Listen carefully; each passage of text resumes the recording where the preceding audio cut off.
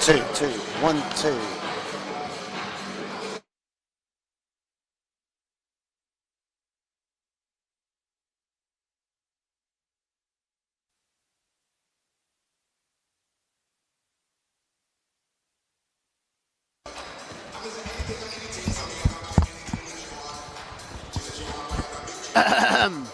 Hello, whoa.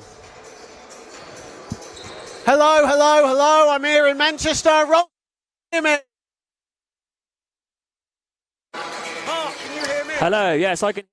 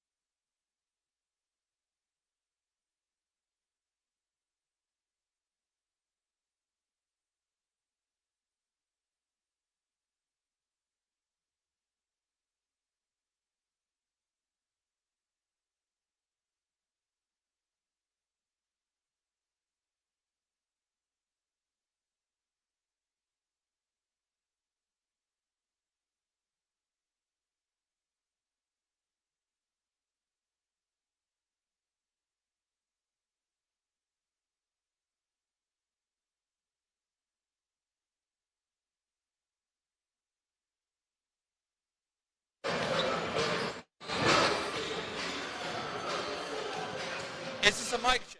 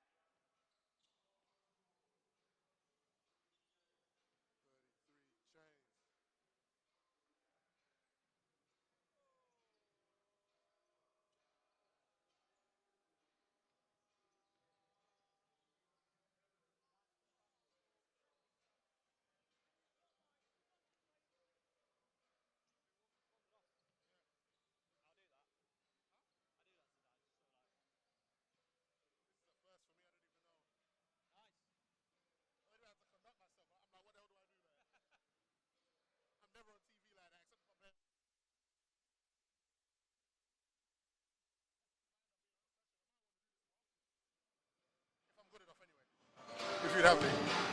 I didn't even think I'd be here today. Welcome into the National Basketball Performance Centre. Aaron Paul alongside Ray Akbori, bringing you all the pre-game action of what is going to be a fantastic couple of days, 5 games. Ray, it's finals time. It's what we're here for. Yes, indeed. And I'm looking at the guys warming up. I wish I was playing. I wish I was out there. I wish I was suited up. But this whole arena's buzzing. The players are ready to go. The energy's nice. I'm loving it. I'm loving it. Loving everything. What down there? Yeah. So of course you're a player who's been at this standard. You've been above D3 level, D2, D1, of course MVP and champion with the Greenwich Titans. Talk to us about what it takes to get to that standard where these guys are today. A lot of hard work. It's obviously really hard to get out of Division 3, but just win, and just continue to keep winning. But as soon as you get out, do whatever you can to sort of stay there. And these guys deserve being here. These guys have worked really hard all season, and I'm looking forward to this game. Of course, this is the first finals we've had for D2 and D3 since 2018-19 season. So what does it mean to these players for them to be out here, the first of their kind? It's an opportunity to just show how grateful you are for the game, how grateful you are for being in the situation. You know, COVID happened, no one could really do anything, everyone is stuck in their home and the house board, but today it's not just the players, the fans are out in full force today, in full noise, and you're just going to see so much love for basketball today, and it's going to be a lot of fun. So we've got 2 fantastic teams coming in. We're going to focus first on the Teesside Lions. What a season they have had. Coached of course by GB head coach Mark Stutzel. First in Division 3 North with a 13-2 record. I mean, just from those numbers alone, I mean, what does that say to you about this team? It tells me they're a team of winners. They just keep grinding, they keep working. They are full of size and height, and they just work so hard defensively. They crush the rebounds really well, and yeah, I'm looking forward to see what they bring in the finals today, because it's not going to be easy. Yeah, of course, they've got the big man Theo Turner, all 7 feet of him. He had 34 points, 16 rebounds over Bristol in the quarterfinal. Check this for a start line: 20 and 18 over the number 1 seeded St Helens Saints in the semis. I mean, Theo Turner, he's got to be the main man for them today. Oh, for sure. I mean, one wise man not once told me you can't teach height, but he's got skill that goes along with it. So, you know, he works hard, he crashes the rebounds. Worcester have to do a really good job in boxing him out and hitting him early so they don't give him any joy. And it's not all about, of course, the big man, Gregor Gray. 19 points in the semi-final, 5 threes, including 2 triples in overtime to get here. Again, over the best team in D3 this season.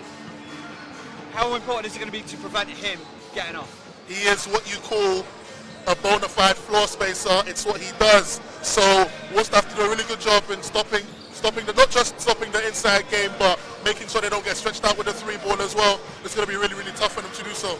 And of course, Simon Stewart as well played at D1 level, won the cup, won the league with Team Northumbria. Just talk about that experience that he's going to bring to today. Oh yeah, Team Northumbria. Shout out to Manuel Kabengele. Like, Simon Stewart he's someone that, yeah, he knows what it's like to win. He knows what it's like to be in a situation and create an environment full of winners. So he's going to bring all of that to the table, keep everyone as a level head if things don't go the way it's supposed to go, and make sure that they're still in the game, but at least mentally, of course. Now taking a look over at Worcester, D3, first in the Midlands, 15-1 record. That one loss to the Stourport Spartans back in February as a bit of an upset. Ross, a major upset in fact. Stourport finished about 5th or 6th. Coach of the Year, Dean Blake. Player of the Year, Lucas McGregor. Let's just talk about Coach Blake. I mean, how does having a coach of his calibre experience coming into today going to set up Wolves? I think having a coach of his standard is just someone that knows what to do when things don't go to plan, X's and O's. He knows his players. He knows what the ins and outs of how they think, how they work and everything. So I feel like having a coach like him with his experience, with his expertise, is just amazing for all of the players, you know? Lucas McGregor, their star man, 19.5 points per game, 19 points in the semi-final win over London Thunder. Just talk about him. He's a scorer. That's what he does. He knows how to put the ball in the basket. He has no fear. He's not afraid of anything or anyone, regardless of who's in front of him. I enjoy seeing him play. I enjoy watching him play. Even before we spoke, I went to go give him a dap and tell him congratulations, because he deserves the accolades, you know, and I'm looking forward to seeing what he can do in this game. Another key standout for them will be Ian Bibero Rodriguez. Had 19 points in the quarterfinal over the Swarm, 9 points over Thunder. EABL standout, a better three-point shooter, the small forward. I mean, he's going to be vital for the Wolves today. He's going to be extremely vital, and you know, London Thunder are my local team. I know a lot of guys there, and they literally fell victim to the three ball. He shot the ball extremely well, very efficient shooter, and I'm looking forward to seeing how much composure he has at the line, because Teesside aren't going to give him anything easy from the three-point line. So it'll be interesting to see how he adjusts and how he's able to get those three-point shots up. And one more standout player for me, Matej Baltinu, 14 points in the first round against Solent 3. He's a big, and the thing I like about today, he's got European experience playing for Romania under 18. I mean, talking about today, talking about this environment, Teesside, they bring the fans, they bring the noise. How does playing at that standard benefit you today? I mean, it's an X factor. You know, it's a habitual game changer, that's what I like to call it. You know, the fans are going to come out loud. They're not going to be able to hear yourself think, let alone be able to hear your teammates on the basketball court. But having that kind of experience at 18 years old, vital. And I think he's a real X factor. If he steps up and, you know, provides meaningful minutes, I think Worcester will stand in a good place, especially going into the fourth quarter. And just talking about this game, wrapping up, is there anything else that really stands out to you between these two teams today? I think just the level of organisation, like, you know, from when I was playing my D3 days to what I'm seeing now, the standard has grown so much, the quality of basketball has grown so much, and I think this game is going to be a true testament to how much the Division 3 has grown. It's so hard to get out of the league, and these two teams deserve to be here, and I'm excited for this game, I really am. Well, that's going to do it for us down here. We're going to throw you over to our commentators, Mark Hailwood and John Hobbs. Indeed.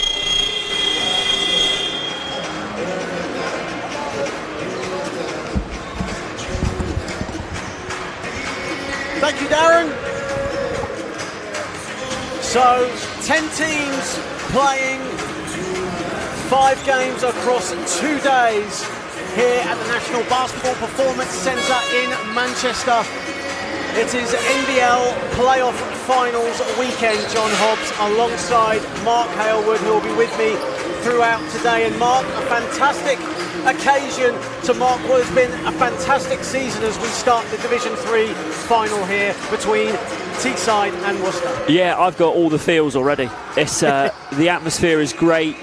The Teesside fans were in early and they are extremely loud, so that's been really good. And as you say, what a culmination to a great season, and bouncing back from what's been a difficult couple of years from a sport perspective. So yeah, what a great time to be back celebrating.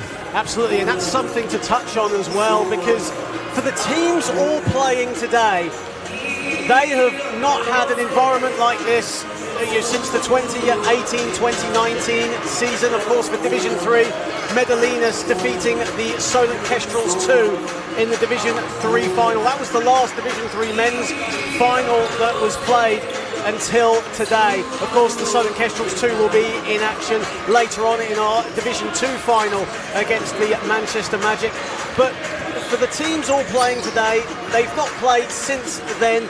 You know, what will be the feeling, you think, for these guys all playing here today? I mean, I imagine they'll be, firstly, extremely excited to be back out here and in front of big crowds with a big occasion, right? You know, the levels of game day kind of vary. This is going to be a great game day atmosphere put on by all the staff at Basketball England. So, I mean, just going to be terrific. I imagine there'll be some nerves too, right? It's a big arena, different feeling. That always is a bit of a challenge for some players. That different rims, different floor, neutral venue. You know, it's all the same for everybody. So, got to be a mix of excitement, probably some nerves in there. But I imagine they're probably just raring to go. Absolutely, and we are around about 15 minutes away from tip-off. So still a long way to go until this game tips off. But already an incredible atmosphere for this game. Over 100 Teesside fans have made the trip from the northeast to come here to the northwest. There's a smattering as well of Worcester Wolves fans travelling from the Midlands, and it all makes for a fantastic atmosphere. Over 2,000 tickets in total have been sold for this weekend's games, which is a fantastic accomplishment given that we're out of COVID, it must be said, but a fantastic achievement nonetheless. Yeah, and you're right to comment on the Teesside fans initially. I just saw a Worcester Wolves fan outside, and he said we're going to make a lot of noise and be louder than the Teesside fans. Then you've been inside yet? He said no. I said good luck with that. So yeah, they're very loud. I love the fact they're all in team jerseys and there's some noise that goes with it. So yeah, just great.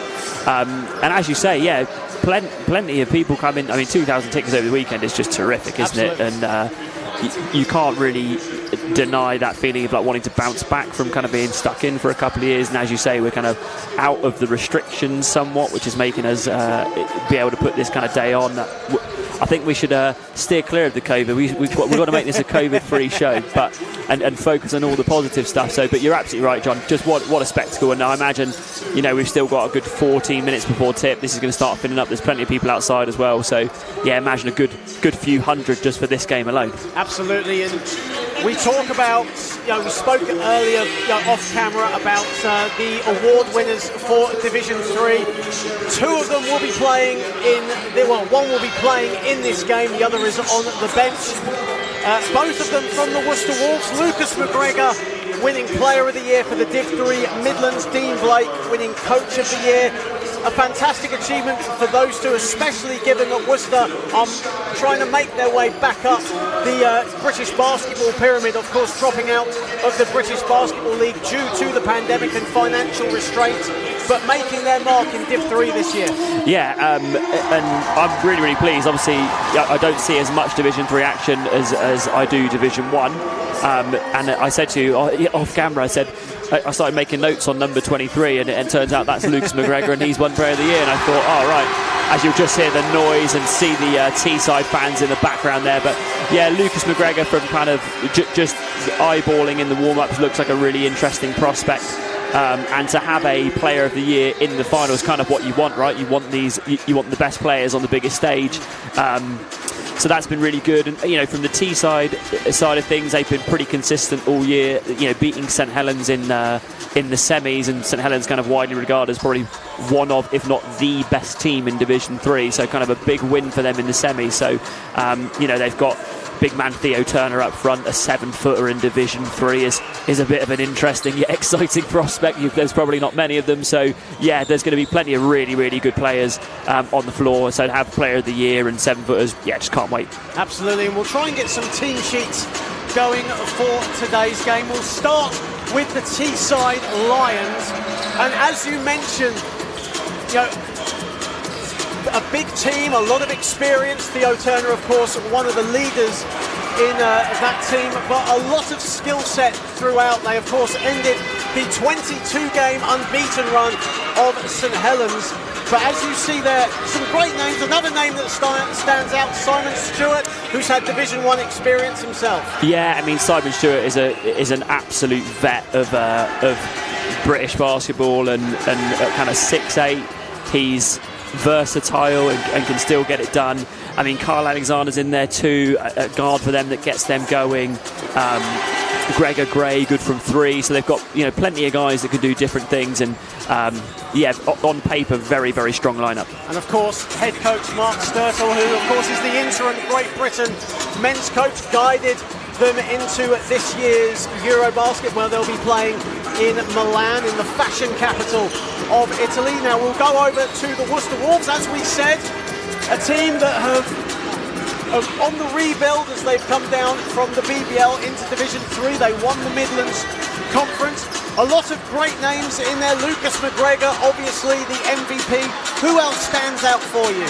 Yeah, I mean, having not seen a great deal of them, John, I mean, Lucas McGregor really leads the way. I think today is going to be the battle between kind of experience and depth from the Teesside side of things, and Worcester seem to have youth, good bit of size across the board on their side as well. So I think that's probably how it's going to play out. Like I said, I think if you're looking at names on paper, you're probably siding slightly with Teesside.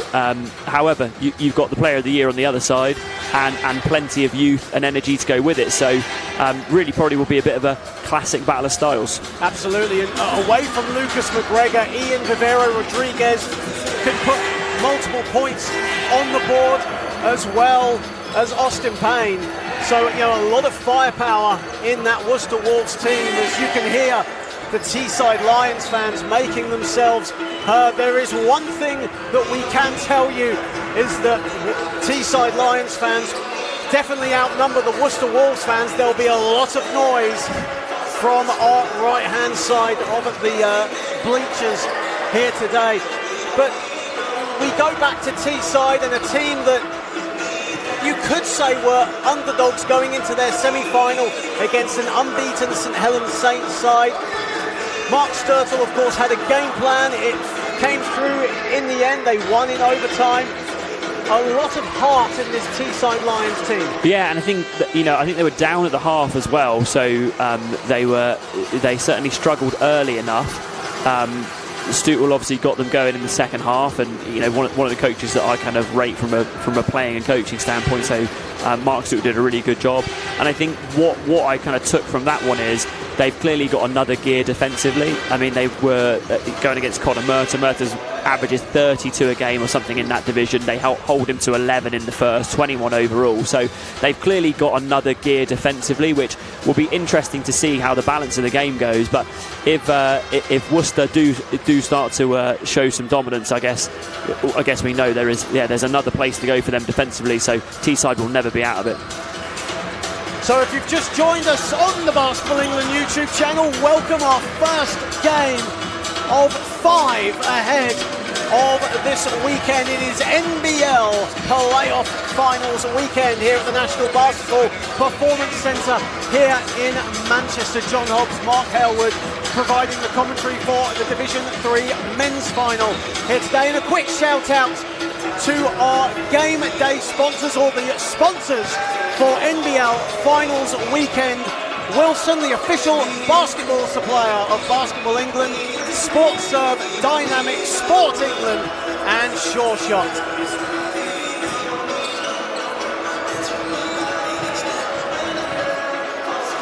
And a fantastic celebration, you could say, of NBL finals basketball taking place this weekend. It's going to be a fantastic old time of it, no doubt about it. If you still haven't got your tickets, head to the Basketball England website, basketballengland.co.uk. Get your tickets now and be part of this spectacular action over the course of this weekend. Of course, for the Division 3 men's final, hopefully you're local enough to come down now. It'd be great to see you. We're still 7 minutes away from tip-off.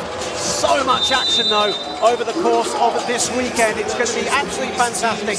However, we're going to pass you over to game day MC Tahir Hajat, who is going to name the starting lineups and the teams for both Teesside Lions and the Worcester Wolves.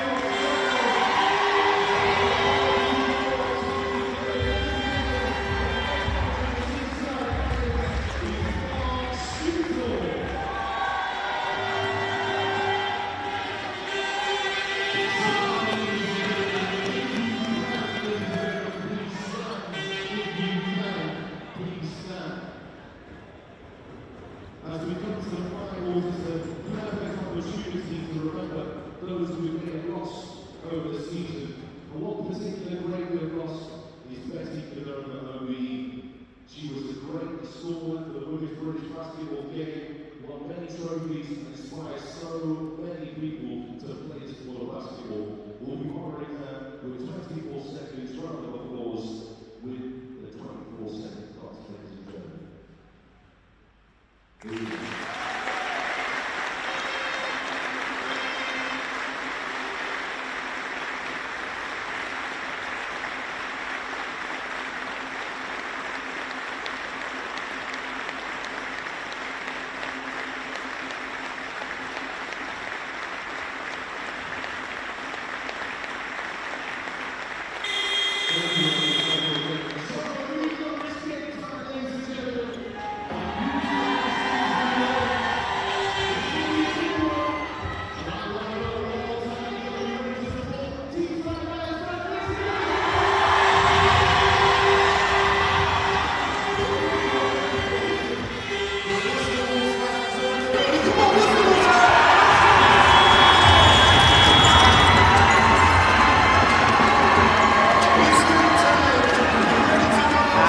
Fantastic 24-second round of applause for the great Betty Cadona OBE, who sadly passed away in mid-March. And Mark,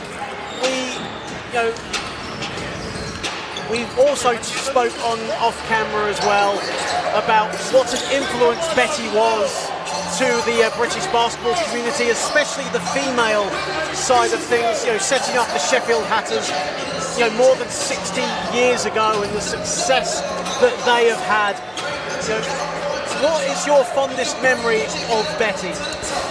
Yeah, I mean, for me, I think it's probably not a single thing, but more so the influence she had on the wider game, right? If you think about just the sheer number of people she will have influenced in like say young women in that respect, I mean, it would probably go into the hundreds or thousands of people that would have come through the programme or been influenced by the programme, or had some contact time in schools or primary schools or secondary schools. I mean, it goes on and on. So for me, it's really sad when a person like Betty passes, but is the memory and the legacy that you leave is so massive that it's actually, it's like teachers or leave a really similar legacy, right? That's influenced so many young people. So yeah, I mean, probably just all the people that will have come through the programme and been touched by the programme, that fundamentally comes down to her 60 years ago. Absolutely, and obviously it's a conversation we'll be having with Caroline Bullock and Catherine Holm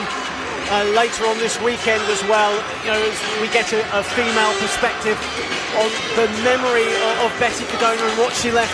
It's almost a fitting tribute as well that the Sheffield Hatters will be playing in the Division 2 women's final later on against the Manchester Mystics, and no doubt they will be doing it for Betty here today. We'll just quickly go to the team sheets once more before we tip off here today in the starting fives.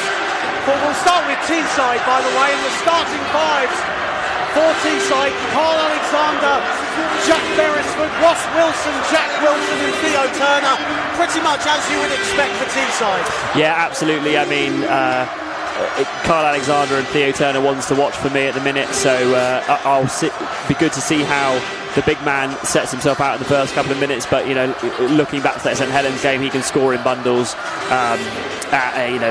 Ended his game with 20 and 18 in the semi-final, so he's got real star power about him. And for the Worcester Wolves, as we go to their team, as you see their fans in attendance here, travelling from the Midlands, they'll be starting with Austin Payne and Matai Boltonanu, Ian Vivero Rodriguez and Lucas McGregor. So Rodriguez and McGregor, the big two to start out.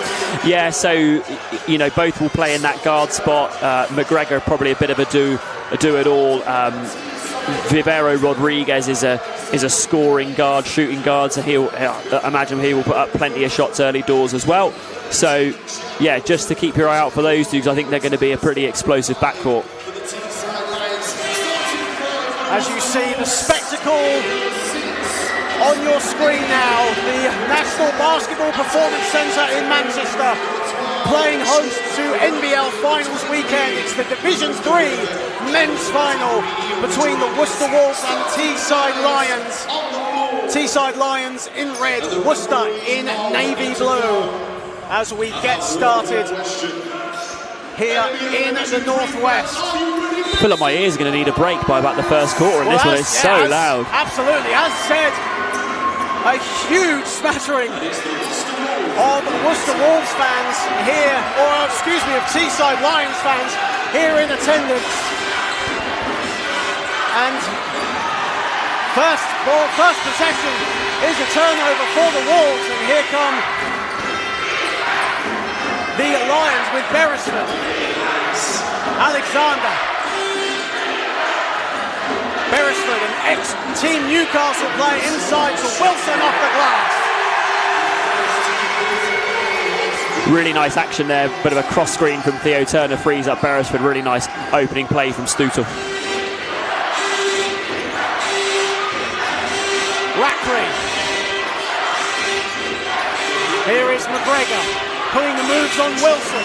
McGregor attacking the basket, and he scores. Got a really tough shot from McGregor to start that one, fading off 1 foot. Really, really nice. A great start here from both teams. Here is Wilson. Jack Beresford. Theo Turner looking. I think that was for Alexander, but here's McGregor for Worcester. Yeah, the cut inside, they just jumped it and knocked it away. Good defence by Worcester. Rodriguez, the step back jumper for Rivero. Rodriguez is good. Well, there's the two we were talking about, and they're both on the board in the first couple of possessions. Great to have so many people watching on the Basketball England YouTube channel. Don't forget to get your likes, your comments in. Let us know where you are, who you're supporting. Here is Payne. Sorry, John, going inside to Turner again. Wide three. I could barely hear you talk. I know. I think it is for me. Let's hope we get this noise throughout the weekend. It's fantastic to see so many people here in attendance. Ross Wilson driving, goes inside, counted and a foul. Great by Ross Wilson, got McGregor in the air and then gets inside, sets his feet, little pump fake, and it gets the and one. First foul on Matai Boltianu as Ross Wilson, really the defensive linchpin of this Lions team, getting on the board early. Well, Worcester clearly keying on Turner, which I think has freed up Wilson as kind of their second other big. As you say, to free him up early and get on the board. A lot of attention as well on McGregor. Carl Alexander picking up that assignment. Here is Rodriguez. Rivero Rodriguez looking for options. Then stolen, but he got it back and the foul has been called. Foul was on the floor. It was way after the shot was taken. Yeah, great individual defense by Beresford. He's talking to the official that he felt Rivero Rodriguez grabbed his arm, and I can sort of see what was happening. Rodriguez was trying to free himself up and couldn't quite get open. Here is Payne, back to McGregor. Teesside to the zone from the inbounds. 5 to shoot for Worcester as Rodriguez's jumper is short and Theo Turner gets the rebound. Really useful having a 7-footer who could just clear those up. Rivero Rodriguez front rims it and the 7-footer just clears. Wilson sets his feet for a long two, that's short. And Rackley with the rebound. Inside it goes to Boltianu off the glass. Straight away, Teesside so quick up and down the floor, and Ross Wilson is going to go back to the line, and for a player who picked up 3 quick fouls in the first quarter in their win over St Helens Saints, he's doing the business at the other end and drawing fouls this time. Yeah, Worcester scored and just switch off. Wilson goes straight on the attack and gets another foul, gets to the line, and if Teesside can keep having a couple of guys, even just Wilson, keep going to the free throw line, they'll do well in this one. And Ross Wilson with all 5 of Teesside's points so far, throw in a turnover if you really want to in that as well, as Wilson gets the friendly roll for the two, and a lot of conversation about how the Teesside Lions performed in their semi-final against St Helens, but Mark Sturtle's coaching really came to the fore as well. As you mentioned, they shut down Conor Murta quite early on. Yeah, he only had 11 through the first half. It did end up with 23, I think it was 22 or 23. So, but Teesside back to this zone now to try and disrupt Worcester. McGregor, who can shoot the three, goes inside for two. That's short. And the ball goes out of bounds. It'll be a Teesside ball. Looks like on makes and dead balls, they're going to extend a bit of pressure and go to zone Teesside. And if they don't, they'll stay in man. But I guess it keeps Theo Turner away from kind of any ball screen action and keeps him on the floor, no foul trouble. Absolutely, and for a guy who's been averaging a double-double all season, no offence so far from Theo Turner. However, the man on the ball has been doing all the work. But here is Turner inside. And a large cheer for the Worcester fans as he misses his first attempt. Worcester went to zone as well that time, so both coaches throwing the tactics in early. Jack Beresford off the turnover. Jack Wilson inside. Good defence from the Wolves. Bit of a scrap inside. Wilson gets it back. Inside it goes to Turner, but he couldn't pick it up. And McGregor has it for the Wolves. Bit sloppy there from Teesside. Couldn't get a good hand on the ball. Rodriguez with the pull-up jumper, and that's money. Yeah, this backcourt of Worcester looks really, really exciting, doesn't it? Beresford. Wilson, quick catch and shoot from Alexander, but that was short. Here is McGregor. McGregor, a lot of daylight for three. Almost went back, but a foul has been called off the ball.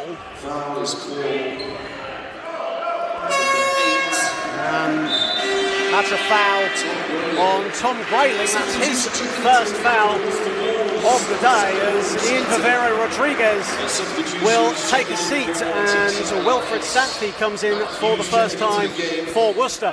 All these Worcester players know each other very well. They all play not just in the National League, but for their university first team as well. They all attend the University of Worcester, so all very familiar with each other. And here is McGregor again. Yeah, hopefully all this playing time should give them this kind of team continuity to always keep them in it. Here is Grayling inside, the extra pass to Rackley, who misses the floater. Screen and roll there from Worcester, and there's Wilson again down the lane. Wilson inside, exactly, but he misses the layup. And Parent Rackley collects the rebound. McGregor inside to Parent Rackley, the extra pass to Payne for three is short. And Matt Hughes into the game for Teesside gets the rebound.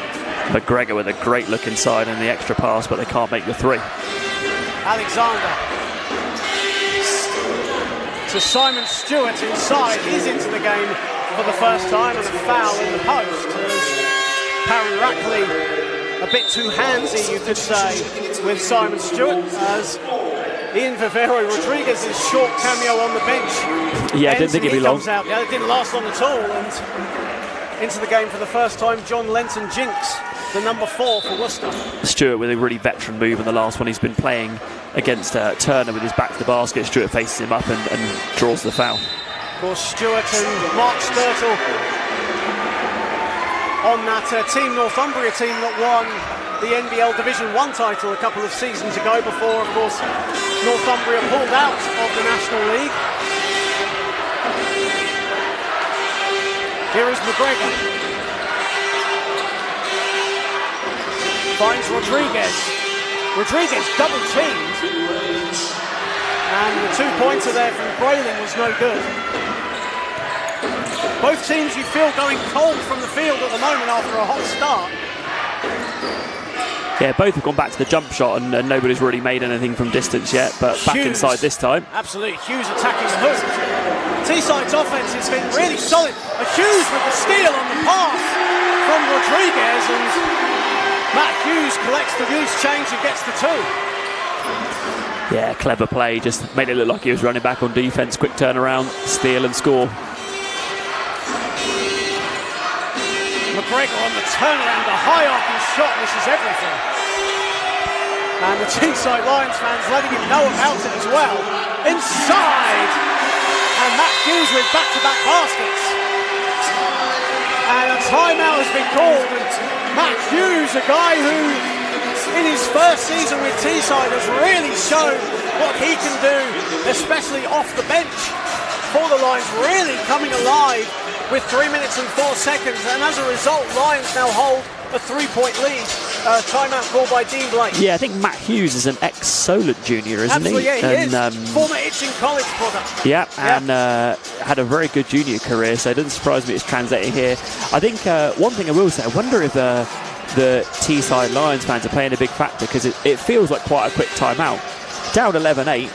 It's not like they've gone on a huge run, but the noise was just huge from Teesside, and I feel like that probably played into the Worcester coach calling a timeout, but it's still very, very close. I say both teams a little bit cold from the field. A couple of back-to-back baskets from Hughes kind of just give Teesside the 3-point lead, but yeah, still Worcester completely in this one. Absolutely, and you talk about the quickness of the timeout, mainly to give us as well a bit of a break as well. You know, seven straight minutes of trying to hear each other talk amongst this incredible noise that the Teesside Lions are predominantly making. It does feel like playoff final basketball, doesn't it? Oh yeah, I mean the atmosphere is electric, and you can see every basket means something. It's not where, you know, a 3-point lead has forced a timeout. Mark Stewart was extending the pressure out of the timeout, but Teesside staying back in that zone. But yeah, this is still close. Even though he's on presenting duties today, Ray Aquafury really wanting to get onto the court for this weekend's games.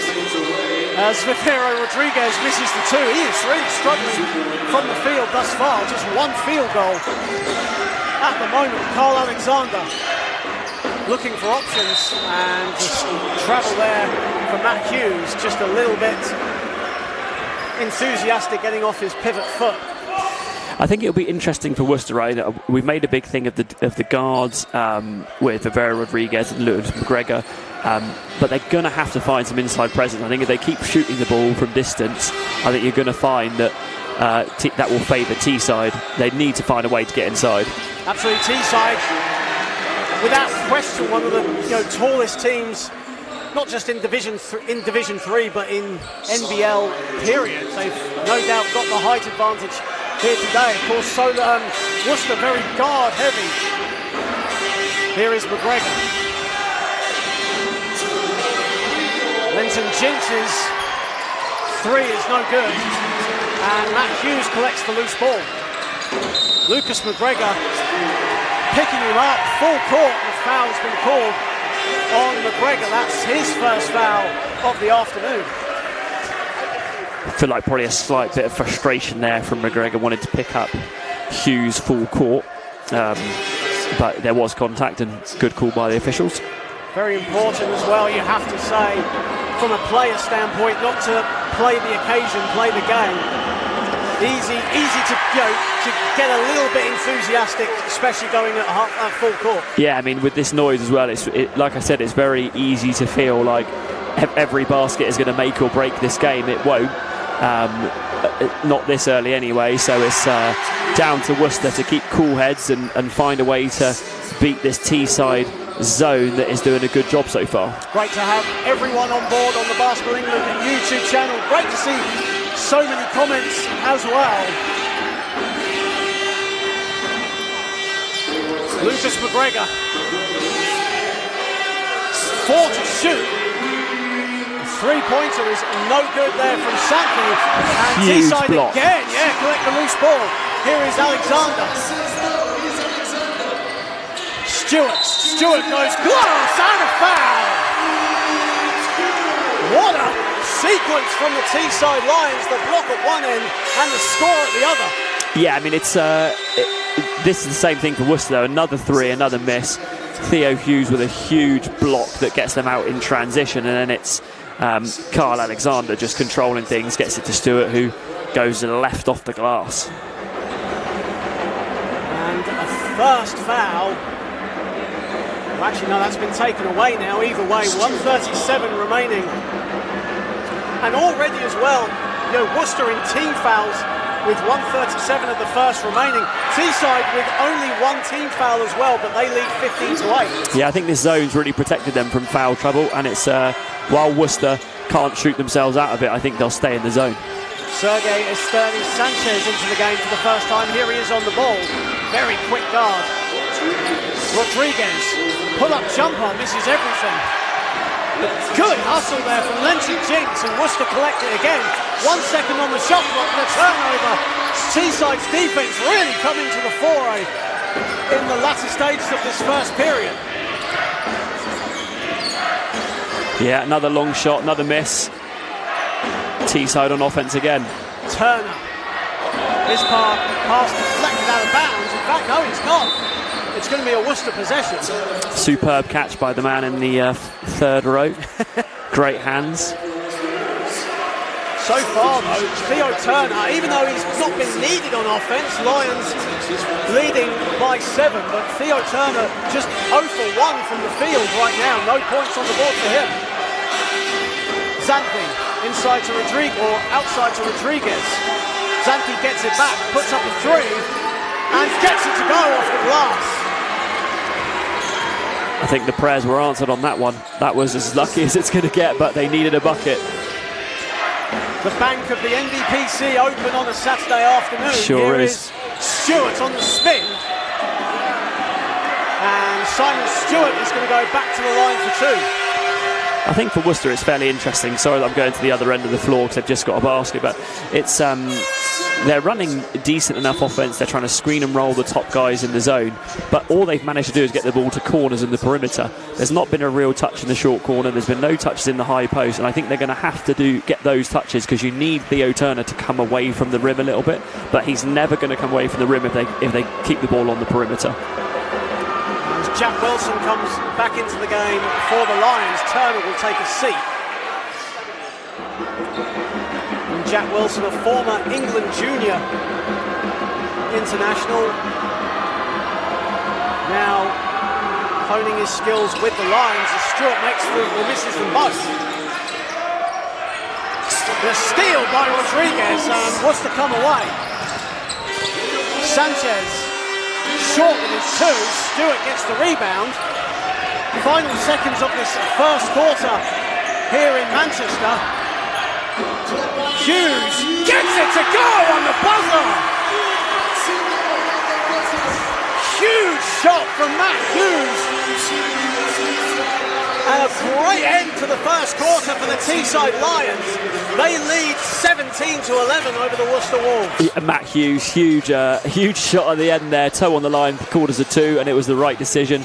But Worcester will be kicking themselves again. They come down the floor with 11 seconds left. They shoot it in the first 2 seconds of the possession, then give the ball back to Teesside. I think really, for me, this is where the difference of having a Carl Alexander type on Teesside, who's really managing the game well, keeping the flow going. Worcester don't have the same. They run down, they get time and score and clock all over the place, and then give up a long 2 on the other end. As you could see, the frustration from Sergei Sanchez. As you mentioned, Worcester could have held for the last shot, but instead they put up a very quick shot. It was Sanchez who put up that quick baseline jumper, and that allowed Teesside all the time in the world. They had 10 seconds to get an offense, and as you can see, it's a 2-pointer and a 6-point lead for Teesside. Yeah, I mean, we'll see a few of the highlights from the first half, and that was Ross Wilson getting Teesside going early. But you're completely right, John. I mean, in a final like this, where they have a chance to be going, into the end of the quarter down 2, they don't. They go the other way, and now they're down 6 because they don't manage the time and clock very well. So, like I said, I think the Teesside Lions, Mark Stootle's sensible change to the zone. It was a back and forth game while in man. And Worcester have not found an answer for the zone. Teesside have found some answers for the zone of Worcester, but now it's time for the coaches see what they do after the timeouts and see if they can find the different tactic to get themselves back in this game. Matt Hughes leading all scorers for Teesside with 8 points, as Ian Vivero Rodriguez leading the way for the Wolves with 4 points so far. Teesside shooting 50% from the field, and in contrast, Worcester 5 for 20 from the field, shooting 25%. Currently 1 for 6 from downtown. Here is Alexander to Stewart. Good pass inside, and Stewart misses the floater. And Vivera Rodriguez collects the loose ball, but only into the hands of Wilson. Matt Hughes inside, blocked by Rackley, and a foul has been called. Great hustle there from Teesside, not giving up the play, especially as Worcester almost threw the ball. As you see the replay there, Matt Hughes going to the teeth of the Worcester defence. Yeah, Hughes has been very, very active as that's Austin Payne just come off the floor. Looks like he's pulled part of his shoulder on that foul. And Vivera Rodriguez doing the little bit of the cardinal sin, saves the ball but throws it right back in the area of the basket. Needs to chuck that one down the other end and just be done with it. But great intensity from the Teesside lines. They stay on the boards and Wilson gets a foul. Matai Olzianu back into the game for the Wolves as Austin Payne will take the seat. And Austin Payne, of course, the man who hit the game-winning basket in their semi-final win over the London Thunder a couple of weeks ago in a really thrilling encounter that really boiled down to defence in the end, especially towards the end. Worcester getting the job done, 59-56 against Steve Bucknell's side. Pressure from Teesside again, zone press. Sanchez.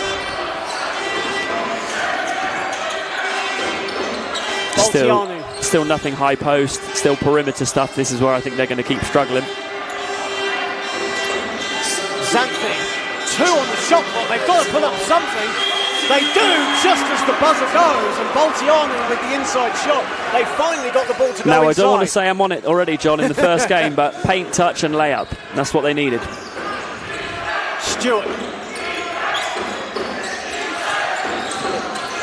Bit of pressure around the perimeter from the Wolves as Wilson to Stewart, and Stewart misses the layup. That's 2 short jumpers from Stewart that he's missed. Sanchez to Xanthi, wide open 3, banks it home.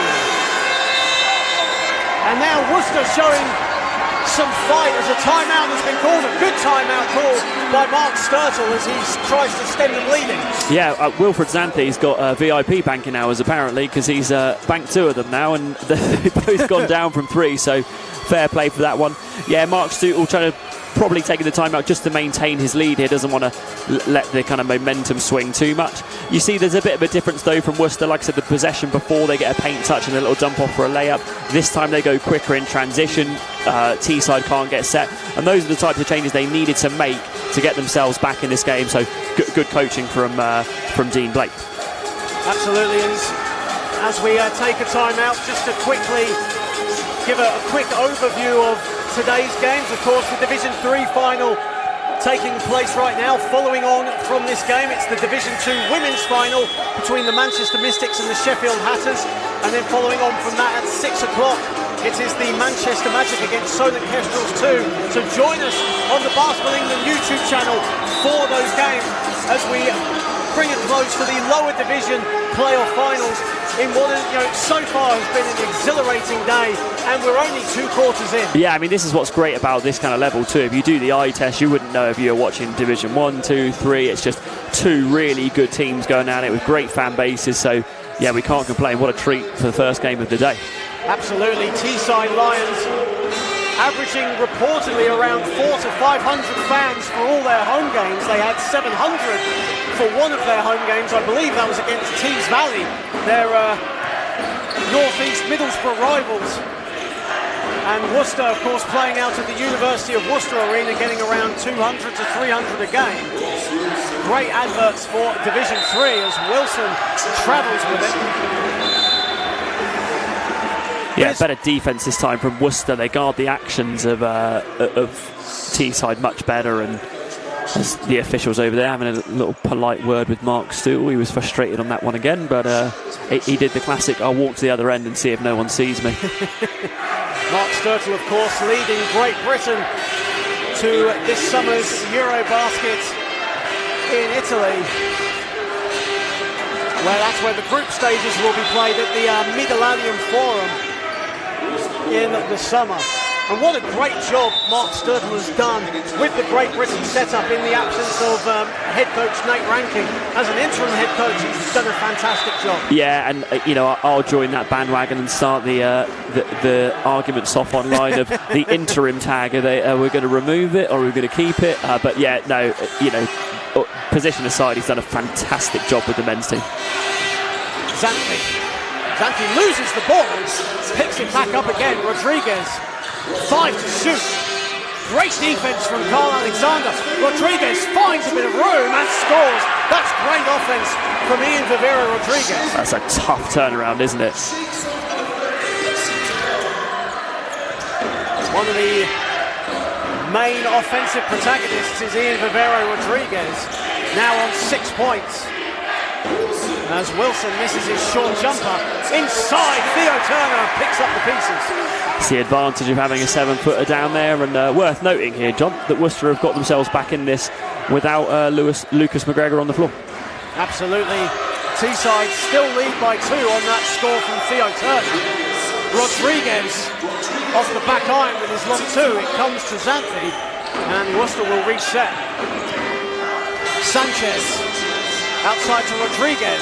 Likes that pull-up jumper, decides to kick it out to Sanchez for 3. And that bobbles around, and Theo Turner collects the loose change. Worcester back to their perimeter game. I wonder if they can get back inside again. There's an interesting interesting sequence down low there. Well, there was a mismatch there inside, and Sanchez straight away putting his hand up to say that was on me. That's his first foul. A very interesting low post foul, no doubt about that. I think he's very fortunate to not have anything else called, because he had an arm around the neck, which in general would be considered not a basketball play and would be unsportsmanlike almost straight away. So I think he's admitting the foul early has saved himself here, as you'll see it on the replay. I mean, he's got an arm around the neck. I mean, that would be...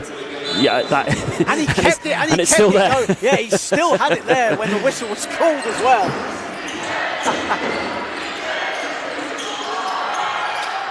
As Lucas McGregor back into the game, Sanchez and Rodriguez taking a seat. Boltiano inside, this is the layup.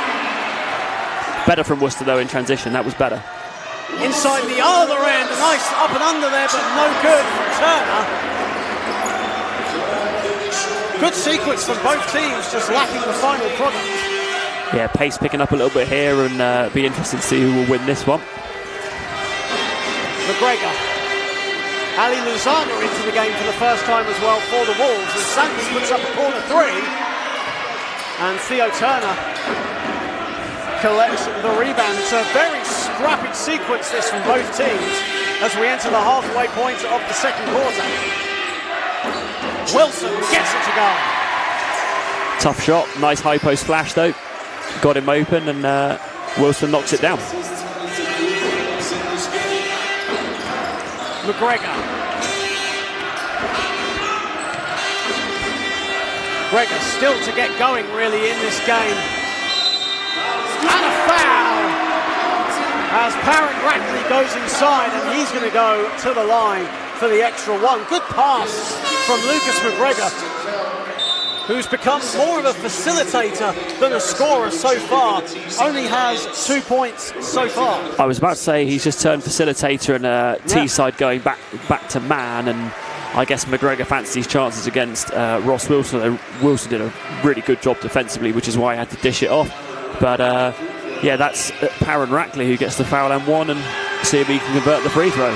4 points for Parent Rackley, and McGregor now with 4 assists to go with those 2 points, and shooting 1 for 5 from the field. As the danger men for both teams, Theo Turner and Lucas McGregor, you feel struggling from the field, but getting it done on other ends of the stat sheet. Yeah, I mean, both are contributing. McGregor with the assist. I mean, Theo Turner's been the reason that Worcester can't get inside at the minute. That he's just taking up a load of position in the paint. McGregor's second foul there, so it'll be interesting to see what happens in his last 5 minutes. Carl Alexander looking to orchestrate the offense, but called for the foul.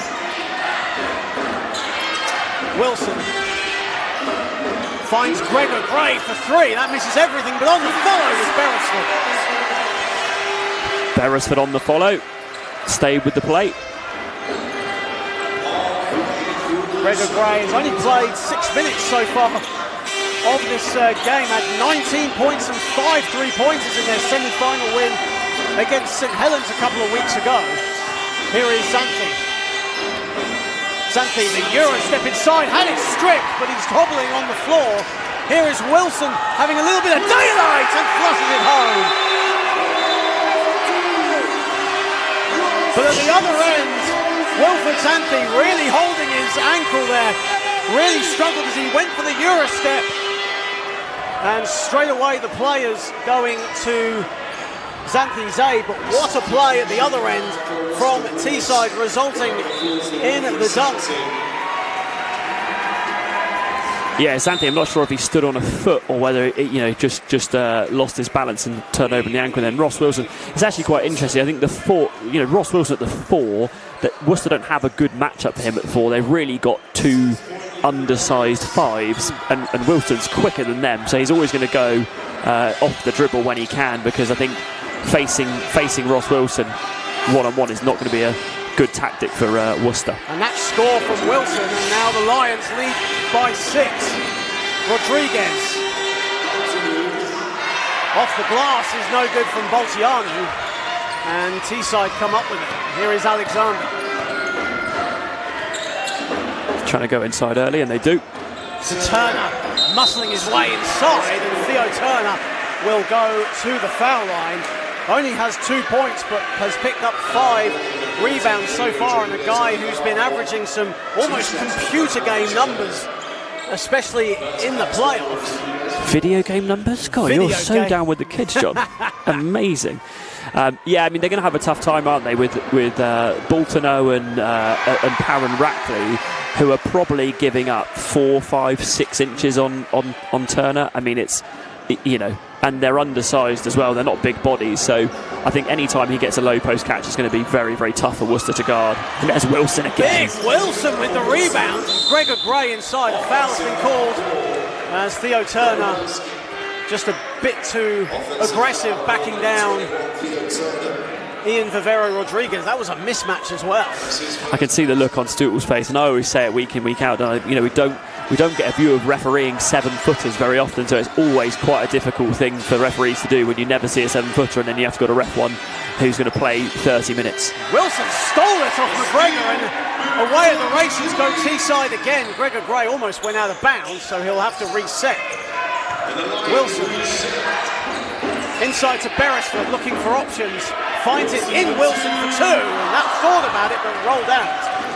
It's that face up again of Wilson. They just have nobody to guard that. Nobody at all who can guard Wilson. Boltianu. Here is McGregor. McGregor finds a bit of daylight inside, looking for the foul. Good defense from Teesside, who are looking to stretch their lead to 9 or even 10. Biggest lead so far is 7 points, and that's what they have right now. Turner inside, and Boltianu with the rebound. Yeah, I said earlier, you took a timeout when it was +3, it's now +7, but no timeout. Good defense there from Jack Beresford, and a technical foul has been called, I think, on Lucas McGregor, who straight away, as you see, good play there from Jack Beresford, getting the foul on Sean Parron Rackley. That's going to be his second foul, and Lucas McGregor straight away going over to the officials, who immediately called for a technical foul. Big problem, because another personal foul for McGregor. That's his 3rd. Is exactly what Worcester didn't want. Decision now for Dean Blake whether to keep him on the floor for the next 3 minutes or whether to get him on the bench and keep him for 2 fouls in the second half. As you see now, Coach Dean Blake, as you see McGregor there really frustrated with the call, as Dean Blake off the camera talking to the officials right now, and the assistant just giving McGregor some words of encouragement, just telling him to perhaps just calm down at the moment, as Carl Alexander makes the technical foul free throw. Worth being clear here, as far as technical goes, it was very light in terms of it was only him running to the official that caused Absolutely, that. It yeah. wasn't an aggressive technical. I don't think he was. Well, it certainly didn't look like he was in any kind of way disrespecting the official. I think he just ran over in excitement, but you can see why they've called it. Of course, yeah, playoff final emotions are always going to be high. We spoke about that earlier on. Nothing wrong with putting your heart on your sleeve and defending your teammates, as Lucas McGregor did, but the technical foul was called in any case. Here is Beresford to Wilson, looking for Turner inside. Turner will go to the foul line.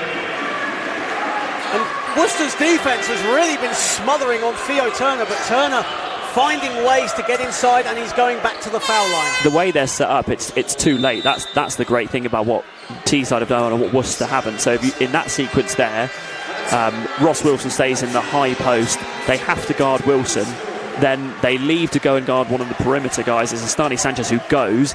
Wilson's end free, high-low, little dump, and by that time, too late. 7-footer is going to catch it every time down low, and they're going to have not much option other than fouling him. Absolutely, as a timeout has been called. Great to have so many people on the Basketball England YouTube channel watching on, and I hope that you keep the comments coming. Let us know where you are, who you're supporting, wherever you are across the globe, whether you're in England, in the States, in Spain, wherever. It's great to have you on board for game 1 of 5 over 2 fantastic days here at the National Basketball Performance Centre in Manchester. John Hobbs alongside Mark Howard. As you see the spectacle on your screen now, the Division 3 final. Over 200 fans in attendance for today, and of course the next 2 games featuring the hometown Manchester Mystics and Manchester Magic respectively, as they play the Hatters in the Div 2 women's final and the Solent Kestrels 2 in the Division 2 final. And what an occasion it is. We talk about the hometown team Manchester, but for Solent Kestrels, 3 teams featuring this weekend. What an achievement, and it just speaks volumes about the programme they have in Southampton. Yeah, I mean, I saw a comment online that 50% of the teams are represented by 2 programmes. Solent and Manchester covering the 2. But again, it's not by accident, isn't it? Going back to kind of what Betty Cardona has done through the Sheffield programme. I mean, these are long programmes, big junior programmes, and they produce good elite men's teams after that. So and women's, I should say. So yeah, not a surprise at all that they're over-represented, should we say, in comparison to the other teams in the finals. Of course, the Solent Kestrels' 3rd team made the playoffs here in Division 3. They actually lost to the Worcester Wolves 72-63 in the round of 16. Vivero Rodriguez had 16 points in that, and the Solent Kestrels' 2 women's team were also in the Division 2 women's playoffs as well. Boltianu finds a way inside. On the follow was Grayling. Better from Worcester. Another touch inside and opens things up. Beresford a lot of time, but misses everything with his baseline jumper as we enter the final 2 minutes of the half, as Vivero Rodriguez and Sanchez will reset play. Lozana, Grayling, baseline jumper, and that's good. And that's that short corner I was talking about, right? Another area where it forces Teesside to either guard it or not, and it's either open or it's not. Alexander picked up his dribble very early there, but found Hughes. And we enter the final 90 seconds of the half as the ball goes out of bounds, and Teesside will keep it as Theo Turner and Matt Hughes will take a seat. And Gregor Gray and Wilson come back into the game for the Lions. Ross Wilson, number 11, checking back in. Simon Stewart also into the game for the Lions. And here is Wilson. 4 to shoot as Wilson drives inside. Good defence from the Worcester Wolves and a shot clock violation. That's a better sequence from the Worcester Wolves on both ends of the floor. Yeah, they don't let Wilson get right to the rim. They cut him off on the baseline, which is, much more favourable, and a good job by Worcester that time down. still all to play for as we enter the half, but it's a game of runs. Anything can happen in the final minute and 20 as Ali Lozana misses the corner three. A very low scoring second quarter, just 13-11 in favour of the Wolves as a foul was called along the baseline on Tom Grayling. That'll be his second foul. In fact, I think that'll be his third foul, which is a damning foul if you're the Worcester Wolves, and also they're in the penalty as well. Yeah, I mean, they're short-handed up front anyway. I mean, I sound like a broken record with Ross Wilson, but it's the same thing again. He faces a guy up, pump fakes him, gets him in the air because they're so concerned about defending him. They don't really know whether to cut off the jump shot, whether to cut off the dribble, and then they have to foul him going to the rim. And for the Teesside Lions, a team that picked up fouls very early in first quarters throughout the playoffs, they've done so well to maintain their composure here in this final today. Again, just 2 team fouls in the first quarter and 3 in the second. Yeah, like I said, I think the zone has a lot to do with that because it's protecting players and they're able to keep Worcester passing the ball around the perimeter as opposed to guarding them one-on-one. But yeah, good disciplined job from Teesside this time. Both teams that finished top of their respective conferences in Division 3. Worcester with a 15-1 record and Teesside with a 13-2 record as Rodriguez picks it up at the top of the key, forced to shoot off the back iron, and rebound taken by the Lions. And here is Alexander. It's a 2-for-1 possession here, so Teesside should get possession back towards the end. Gray for 3. And Sanchez rebounds. Rodriguez.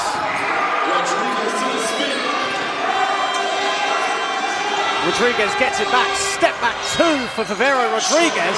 Alexander jumps out of the gym to get the rebound. Final seconds of the half. Alexander to Stewart. Turnaround hook shot off the glass is no good. And they'll wipe that tip from Beresford off. And that ends the first quarter here at the National Basketball Performance Centre in Manchester. Teesside Lions lead 29-24 in a very physical first half, it must be said, as Matt Hughes, or excuse me, as I believe Ross Wilson, yes, leads the way for the Lions with 10 points and leading the way for the Worcester Wolves. Wilfred Xanthi and Ian Favero Rodriguez each with 6. Of course, Xanthi came off early stages of the second quarter. Just your final comments before we go to the break. Yeah, my really quick comments are to only be down 5, considering you feel like you haven't played that well, your 2 main guys are not getting going. I think Dean Blake has to be okay with that. So, yeah, all to play for second half, and Worcester, I think they've got away lightly, and it's only a 5-point game. Lots to talk about for Darren and Ray, and they will be joining us now for the halftime report. Take it away, Darren. Welcome back into the National Basketball Performance Centre here in Manchester. Half-time, Teesside Lions, they are in control of this one. I think that's fair to say, 29-24 over the Worcester Wolves. It's been a really, really great game. Teesside looked really composed to begin with. Just a lot of really patient scoring, a lot of moving the defense around, but Worcester hanging in there, a couple of clutch threes, they're just hanging in there, they're not letting the game slip away from them, and it's proving to be a really, really tight contest, Yeah, early on in the contest, it felt quite nervy. Yes. Both sides a real feeling out process, but once they got into their groove and rhythm, I mean, we've seen the scoring increase, and both teams getting better looks that they'd expect at this level. Yeah, and I think the person that sort of took all the nerves away was Ross Wilson for Teesside. He just showed up with 7 straight points for his team. Showed everyone on this team that, there's no need to fear the situation. It's just another basketball game. Except, stakes are a bit different, but it's just another game. We've won 15 of these before. Let's go win another one. And it just showed he played so composed on both ends of the floor, and it was just fantastic to see. Yeah, let's focus on Teesside. What have they done really positively for you so far that has taken away some of that scoring threat of Worcester in this first half? I think there's just a level of intimidation. forced Worcester to become a jump shooting team. You know, the size that they have in the zone, they're funneling everything down the middle, and Worcester just seems so intimidated. They don't want to go anywhere near the paint, so all of a sudden they're shooting mid-range jumpers with a hand in their face, and you know, Teeside have done a good job of getting the rebound and running the floor again and getting some good enough looks to, you know, extend their lead in places. Let's talk about the big man, Theo Turner. How have you found his impact on the game so far? Turner's been really good, you know, mastering the defense with his hands up, grabbing every rebound, talking on defense, making sure everyone knows where they're going, what they're doing, and quite frankly, as soon as he has his hands up, Worcester are holding the ball thinking, I don't want to go in there because I know I'm going to get sweated, I don't want to be a part of that. So all of a sudden they're shooting contested threes, mid-range jump shots, and you know, he's not even moving. You know, if Worcester just did something to sort of make Turner just move from side to side and have a little bit more openness going to the basket. Has anybody else stood out for you for the Teesside Lions? Matt Hughes has been very, very good. Just with his energy, his defense, his willingness, he just doesn't want to stop, and I love the fact that he just doesn't care. He just sees the ball, he's going to try and get it. He's trying to go put the ball in the basket. He's an energy provider for Teesside. It's just been really, really nice to see. Yeah, he was absolutely crucial for them in that first quarter in particular. Had 8 points, still has 8 points total, so he slowed down a little in the second quarter. Anything that you saw that Worcester threw at him differently that caused that, or just Teesside going in a different direction? I think Teesside just went into a different direction. They knew they could get what they want from him. I think they wanted to get their big man in the game a little bit more. He had a lot more touches. He drew a lot more fouls. It was clear to see that, you know, he got a few more free throws, and the free throw disparity between the two teams is really clear as well. So I think they know that they know what they can get from him. They'll go back to him when they need to, but for now it's all about, you know, managing the free throw percentages, managing the fouls on both sides, and see what they can get from there. Yeah, talking about the free throws, again, first quarter numbers, but 5 of 8 from the stripe for Teesside Lions, 0 for the Wolves. There was a bit more parity in the second quarter, but you cannot have that sort of disparity again, because that is the ball game right there. No, for sure. I mean, Worcester need to do a good job of attacking the paint. It's one thing having the ball and looking inside and seeing a 7-foot guy in the paint and thinking, I don't want to go in there. But good things happen when you get paint touches. It doesn't have to be, you know, to score. It could be to get kicks, and that's where they got a lot of their joy, especially in the second quarter. Now, of course, Worcester Wolves, they've got Coach of the Year, Player of the Year, and Lucas McGregor as well. How have you found their game so far? Coaching-wise, I think he's done a pretty good job, you know.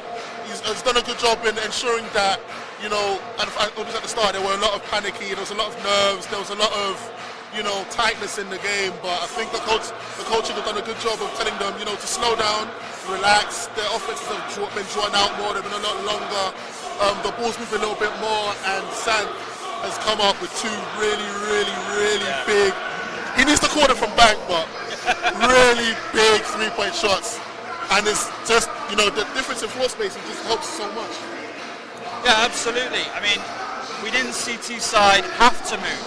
Yes. Because it was, like you said, it was all on the exterior for Wolves. Once they started to penetrate, drive, kick, started to get Teesside's feet moving, that's when they made their big run. Of course, Sante banking them home as well really helped, because at one side, 17-11 at the end of the first. I mean, it's now a lot closer than that, but it was looking a little bit uncomfortable for Worcester. Yeah, it was looking worrying at one point, because, you know, they couldn't get a score. And like I said, Sante with some really big threes, and Rodriguez, you know, at least stretching the floor from, you know, mid-range. His mid-range game is really smooth.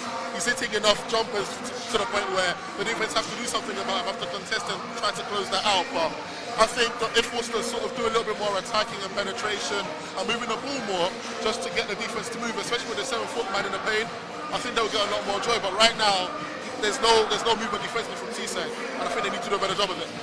Just one other key player, Ian Rodriguez. I mean, for me, he's been one of my highlights of this game so far. For sure. Just when he gets it, he knows what he wants to do in the mid-range. He can look his guy off, one dribble, step back, like no fair, ice cold. And I like watching guys like that know what their game is. They know how to create space. I love watching them play, you know.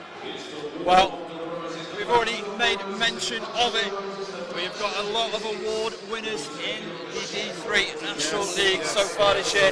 So I'm just going to run through all the award winners, and Ray, feel free to dive in if you've got any particular comments about any individuals. From NBL3 East, Player of the Year, Alejandro Jose Vega Fonradona of Essex. Is my doggy. Congratulations, AJ.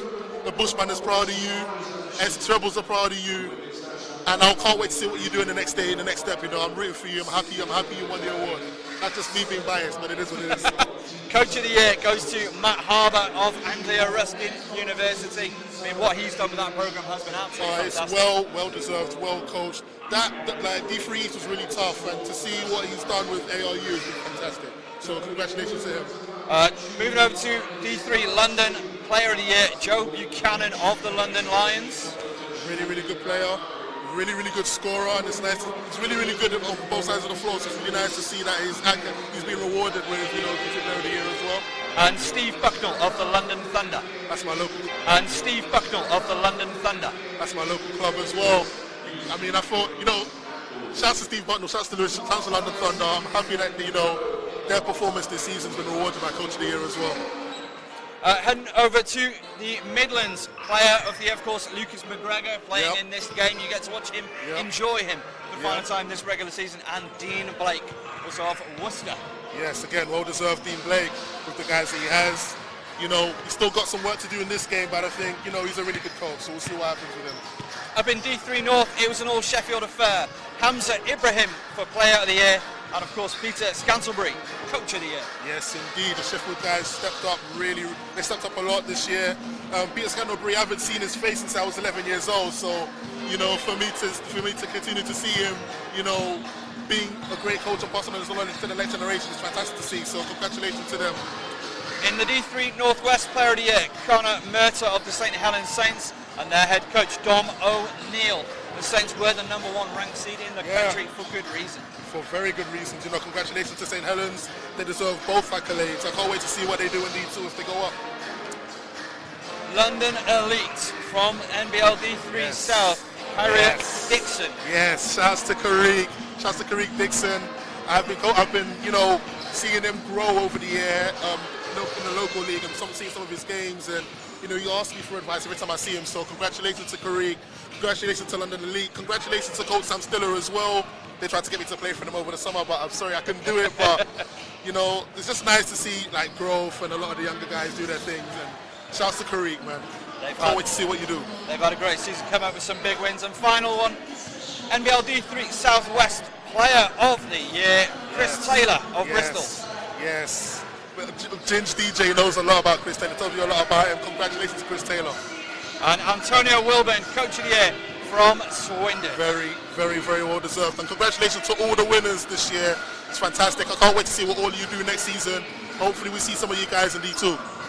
So before we throw it back over to our commentators, Ray, just what are a couple of your keys for the game for this second half? I think for Worcester, they just need to continue to be patient, continue to move the ball, make the defense move from side to side. They are in a zone, they need to move. And I think as soon as they move from side to side, they'll get the shots they want. They can attack the basket more, get more paint touches, I think they'll be more successful. And for Teesside, just continue to do what we need to do. Continue to bring energy. Worcester found it really difficult to handle that. Keep getting the rebounds and, keep going to the basket and maintaining that level of free throw shooting. You've played in these sorts of circumstances your whole career. Do you expect it to be a very different second half, more settled, less cagey? I think so. I think the team that will sort of move forward is the team that will throw the first punch in the third quarter. Teesside threw the first one. If Worcester throw the next one in this quarter, it will be interesting to see how Teesside react. But it's all about throwing the first punch and maintaining a level of composure moving forwards. We've got 20 minutes of action left. Throwing it back over to your commentators, Mark Howard and John Hall. Thank you, Darren. We had a little bet on to actually see if Darren could reel off all the Division 3 winners and give fairly good summaries of all those Division 3 award winners. There's so many of them, all so deserving, and from myself and Mark Howard, a big congratulations to all the winners of the Division 3 individual accolades, all thoroughly deserved. John Hobbs alongside Mark Howard as we bring you the second half of what should be a really interesting third quarter between Teesside and Worcester. Teesside leading 29-24. Yeah, I mean, it's been a really good first quarter in terms of tactics that have worked and tactics that haven't. Worcester have hung around. But credit to them, have hung around, but they're shooting kind of 20% from three. I think they're shooting 34% from the field. Like it's a tough evening shooting wise, but they haven't done much different. I was thinking second half, maybe they'll get McGregor off the ball, maybe they'll get Vivero Rodriguez off the ball there and do something different to try and free them up. But if you're Teesside, you're probably hoping that this keeps going the way it is. They're not shooting many threes, they're getting inside, they're scoring, they're getting to the free throw line. So yeah, can Worcester change something to get themselves close again, or will it open up for Teesside? Absolutely, and just under 2 minutes until tip-off. If you've just joined us on the Basketball England YouTube channel, welcome everyone. Don't forget to like, share and subscribe to the BE YouTube channel for all the goings-on around the British basketball community. And just looking at some of the comments, of course, Yuri Sengaha Calderon, Worcester Wolves women's player, tuning in today. Great to have her on board. Joshua Thorne, Tony Shorey, two legends of the British basketball game, have been around for many years. I also see you have Skyped a bit and have put some comments on there as well. Yeah, I want to make sure everybody knows I'm here for the comment section. It's where I live. I like to be in the comments.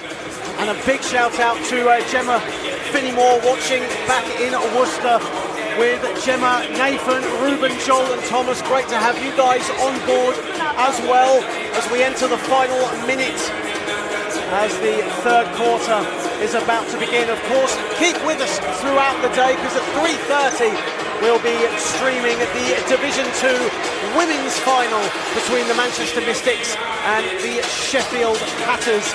And then at 6 p.m. it is the turn of the Division 2 men as the Manchester Magic face Solent Kestrels 2 in the final game of Saturday. And of course, on Sunday it's the turn of Division 1 as the women and the men take to the floor, and it's going to be Cola against Solent Kestrels starting us off at 1 o'clock, followed by Hemel and Solent at 3:30. Two big games to round off what has been a fantastic National Basketball League season. Yeah, I mean, just on the women's side, I mean, Cola are Cola, aren't they? They're doing a phenomenal job with Jackson down there. We've seen Solent quite a lot this year because of the NBL Live stuff, and again, they're a very complete side and will certainly compete to the final buzzer, so that's going to be good. And repeat of previous final with Solent and Hemel going at it again, and plenty of Player of the Year Cole Gentry, and one that we argued could have been Player of the Year in Taylor Johnson, excuse me, got Tyler Cartano stuck in my head from Reading days. Taylor Johnson as well. So yeah, I mean, tomorrow is going to be wonderful. So if you still have availability to get down to the arena tomorrow, come tomorrow as well. If you can't make it today, come tomorrow. Still thoroughly deserved though, Cole Gentry, for the performances he's put in this season, especially with injury concerns for the Kestrels. He's really stuck it out, and he's really become that leader of the Kestrels this season. Yep, and we're back to action here, John. So what's going to happen? Well, let's see. We've got 20 minutes left of the Division 3 men's season. Who will come out on top? The Worcester Wolves or the Teesside Lions? Firmly in the balance as McGregor with the first possession for the Wolves. On the catch and shoot is Vivero Rodriguez. Very good. Vivero Rodriguez coming off of a screen this time instead of having the ball in his hands, and it worked well. That's Vivero Rodriguez's first three of the day. He was 0 for 1 from downtown. Simon Stewart didn't really have his feet set there, but Carl Alexander does. But he misses his three-pointer and an off-the-ball foul. I think that will be on Parron Rackley. And if it is on Parron Rackley, that's his third foul, and that's a big foul already, not even a minute into the third period for the Wolves, and it is on Parron Rackley. Yeah, like I said, that front line is pretty thin of Worcester. They need to be careful with the foul trouble. Especially with Parron Rackley's assignment being 7-foot Theo Turner. Wilson. Inside to Turner, that's too easy. And it's Wilson again. He's the guy they're worried about. Now freeing up Turner. Turner now with just 5 points in this game, but Lions hold a 4-point advantage. Rodriguez, bit of trouble there, but has it back. 6 to shoot. Rodriguez, same spot, same result for 3. This time he backed it home. And this one gets interesting. Back-to-back threes from Rodriguez, and they're within 1. Here is Beresford. Taught himself with Division 1 experience with Team Newcastle. Turner. Double team comes, back to Beresford. Alexander was wide open, decides to kick it out to Beresford. 1 on the shot clock. Beresford has to chuck it up in a shot clock violation.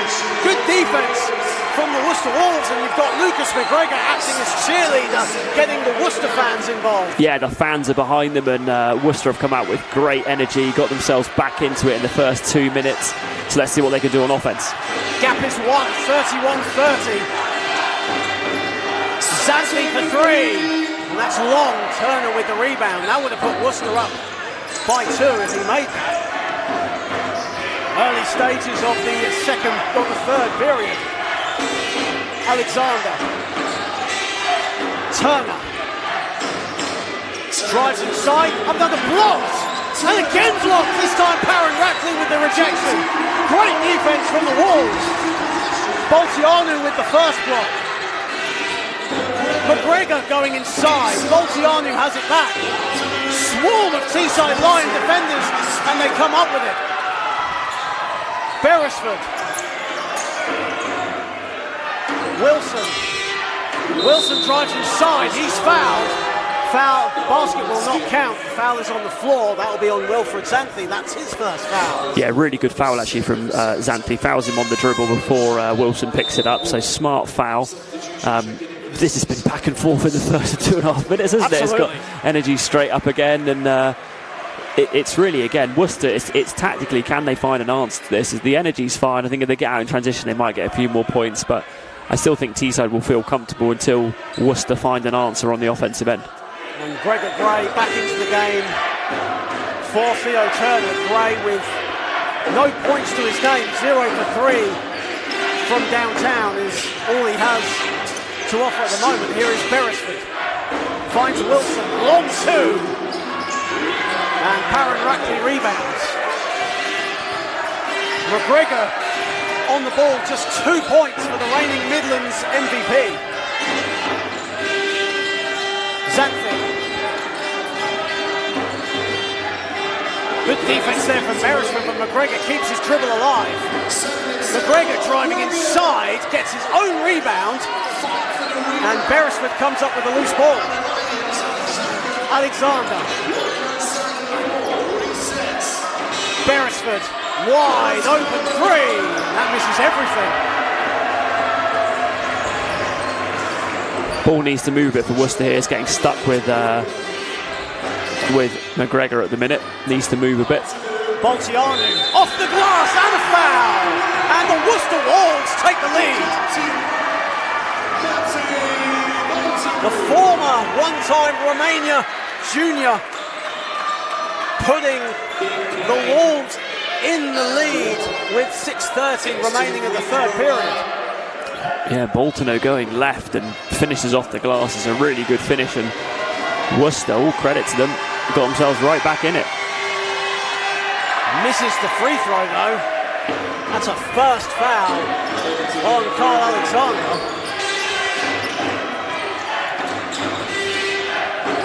32-31. Gregor Gray for 3. Off the glass is good. Teesside with a lot of shots going in off the glass, especially from downtown. I'm sure it's not a stat we'll carry, but that's the 4th bank 3 we've had in this game. McGregor. And McGregor will, well, ball will go out of bounds. It will stay with the Wolves. Lucas McGregor really frustrated right now. A lot of defensive pressure on him. As you see the replay of Gregor Gray's first 3 of the day. Tim Duncan will be so proud of how Teesside are shooting their 3s right now. 8 to shoot for the Wolves. Parron Rackley inside, turnaround jumper. Maybe that helps McGregor too, off the McGregor pass. Maybe that gets him going a little bit. Well, McGregor now with 7 assists, so getting stats on other sides of the floor. Alexander for 3! big three from Alexander. We know he can hit them. He was the guy that kept them in it in the semi-finals and go-ahead threes that kept, especially in overtime, so we know he's got it in his locker. The lead is almost like a tug of war between these two teams, a game of chess. But right now, Lions hold a 3-point lead. Good awareness there from Alexander, pulling the ball off Santi, and it will stay with the Lions. I said at halftime, I wonder if Dean Blake could think of running something off the ball from McGregor. He's got the ball in his hands so much, and with Ross Wilson all over him, it's quite, I don't want to say easy to defend, but it's certainly easier to defend than screening Ross Wilson or having McGregor screen somebody else and then open up. It's just different, but whether Dean Blake will do it to help McGregor get going, I don't know. Alexander finds a bit of room inside. Oh, nice. The floater, that's beautiful from Carl Alexander. And the Lions have stretched their lead to 5. Great response from Teesside as McGregor goes for 3. And off the back iron, loose ball foul has been called. And that'll be on Tom Grayling. That's his 4th foul. That's a big, big moment in this game. And you've got to believe Dean Blake has got some coaching to do on this play. Yeah, I wonder if he goes back to the zone. You know, at half, Teesside had shot 4 threes and missed them all, or made 1, excuse me, at the half.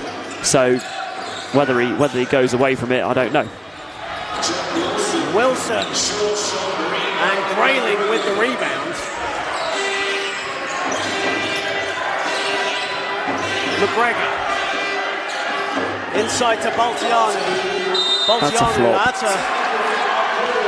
I think a technical foul has been called on Simon Stewart. You called it right. As you see on the replay, Baltiano. Well, you do see them called the other way. I'm not going to lie on that. You see it a lot, especially this season. Teesside Lion fans not happy with the call. As Lucas McGregor will go to the foul line.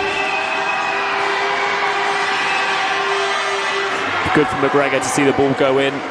Free throws would be really good for him to, hopefully get his eye back in again. And I think Simon Stewart knew that was coming. I think the referees watched it the whole way, so I shouldn't comment with my extensive refereeing experience and background, but my immediate reaction was that it was a flop, and that probably isn't the most professional term either.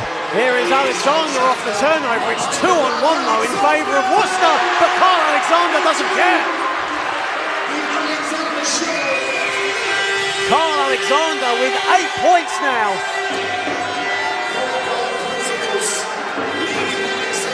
And Simon Stewart nearly stole it off Baltiani, but he has it back. Xanthi going inside, bodies on the floor. Wilson with the ball. Carl Alexander is the guy that can really make this team go, so if they score here, could well be a timeout. What a third quarter he has had so far for Teesside. Here is Wilson.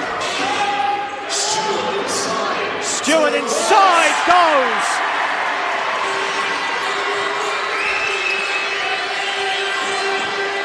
And the Lions now lead by 8, their biggest lead of the game. Xanthi going inside, stripped by Stewart. Worcester will keep the ball. Mark Sturzel wanted a foot violation. As you see here on the replay. Well, excuse me, he wanted that off Xanthi's foot, but the referees didn't see the violation. Baltiano, 5 to shoot. Baltiano goes glass and scores. Dean Blake had a timeout teed up, cancelled it after the Xanthi drive, and they get a score, so he'll hold on to that one. Alexander, who has 7 points in this third quarter so far. Gray for 3. That's off the back iron. That would have been a huge basket in the grand scheme of things. Here is McGregor. McGregor just 1 for 9 from the field. Baltiano, again great defense from Stewart, and Teeside get the ball. And Stewart letting Baltiano know about it, and the referee just giving him a warning. Emotions running high on the floor though. Important not to get too excited. That was a sarcastic comment, John. Then to the bench. However, I like the emotion. It's good. It's a playoff final. However, the emotion that Lucas McGregor showed in the second quarter was penalised, so referee's not standing for it as Wilson goes inside. Bolziani rebounds. That's 4 rebounds now for Matai Bolziani. Luzana. The intensity inside the National Basketball Performance Centre is absolutely incredible. Bolziano misses the layup. Grayling picks up the loose ball. Stewart strips it off him.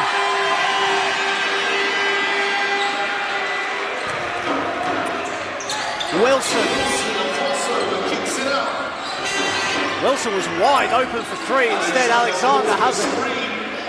Goes to the foul line, finds an open Simon Stewart. And that's off left. And the ball will go out of bounds. It will stay with the Wolves, but the intensity just picking up a little bit here from both teams, and the fans are feeding off that right now. Yeah, this is like a proper heavyweight fight, isn't it? It goes back and forth, and there's, you know, a few punches landed here and a few punches there, and it goes back and forth again. So Teesside, the crowd are back in it, and they've opened their lead up to 6. McGregor on the bench, so can Worcester keep it close in the last 140? Great to have Reading Rockets Lewis Champion on board here today. As Grayling puts up a baseline jumper, that's off. Former Team Northumbria guy. Absolutely, alongside Simon Stewart and Mark Sturtle. Hughes, who had such a strong second quarter. Gregor Gray misses the 3. Stewart with the loose ball and foul call. And we talk about Carl Alexander's offensive influence, but at both ends, Simon Stewart really showing his veteran leadership here. Yeah, second half of this third quarter, he's been really, really good. Couple of rips on the defensive end, and now he grabs an offensive board. And in playoff finals, those are the type of plays that keep the team energy up, keep possessions alive. So really, really nice job by Simon Stewart.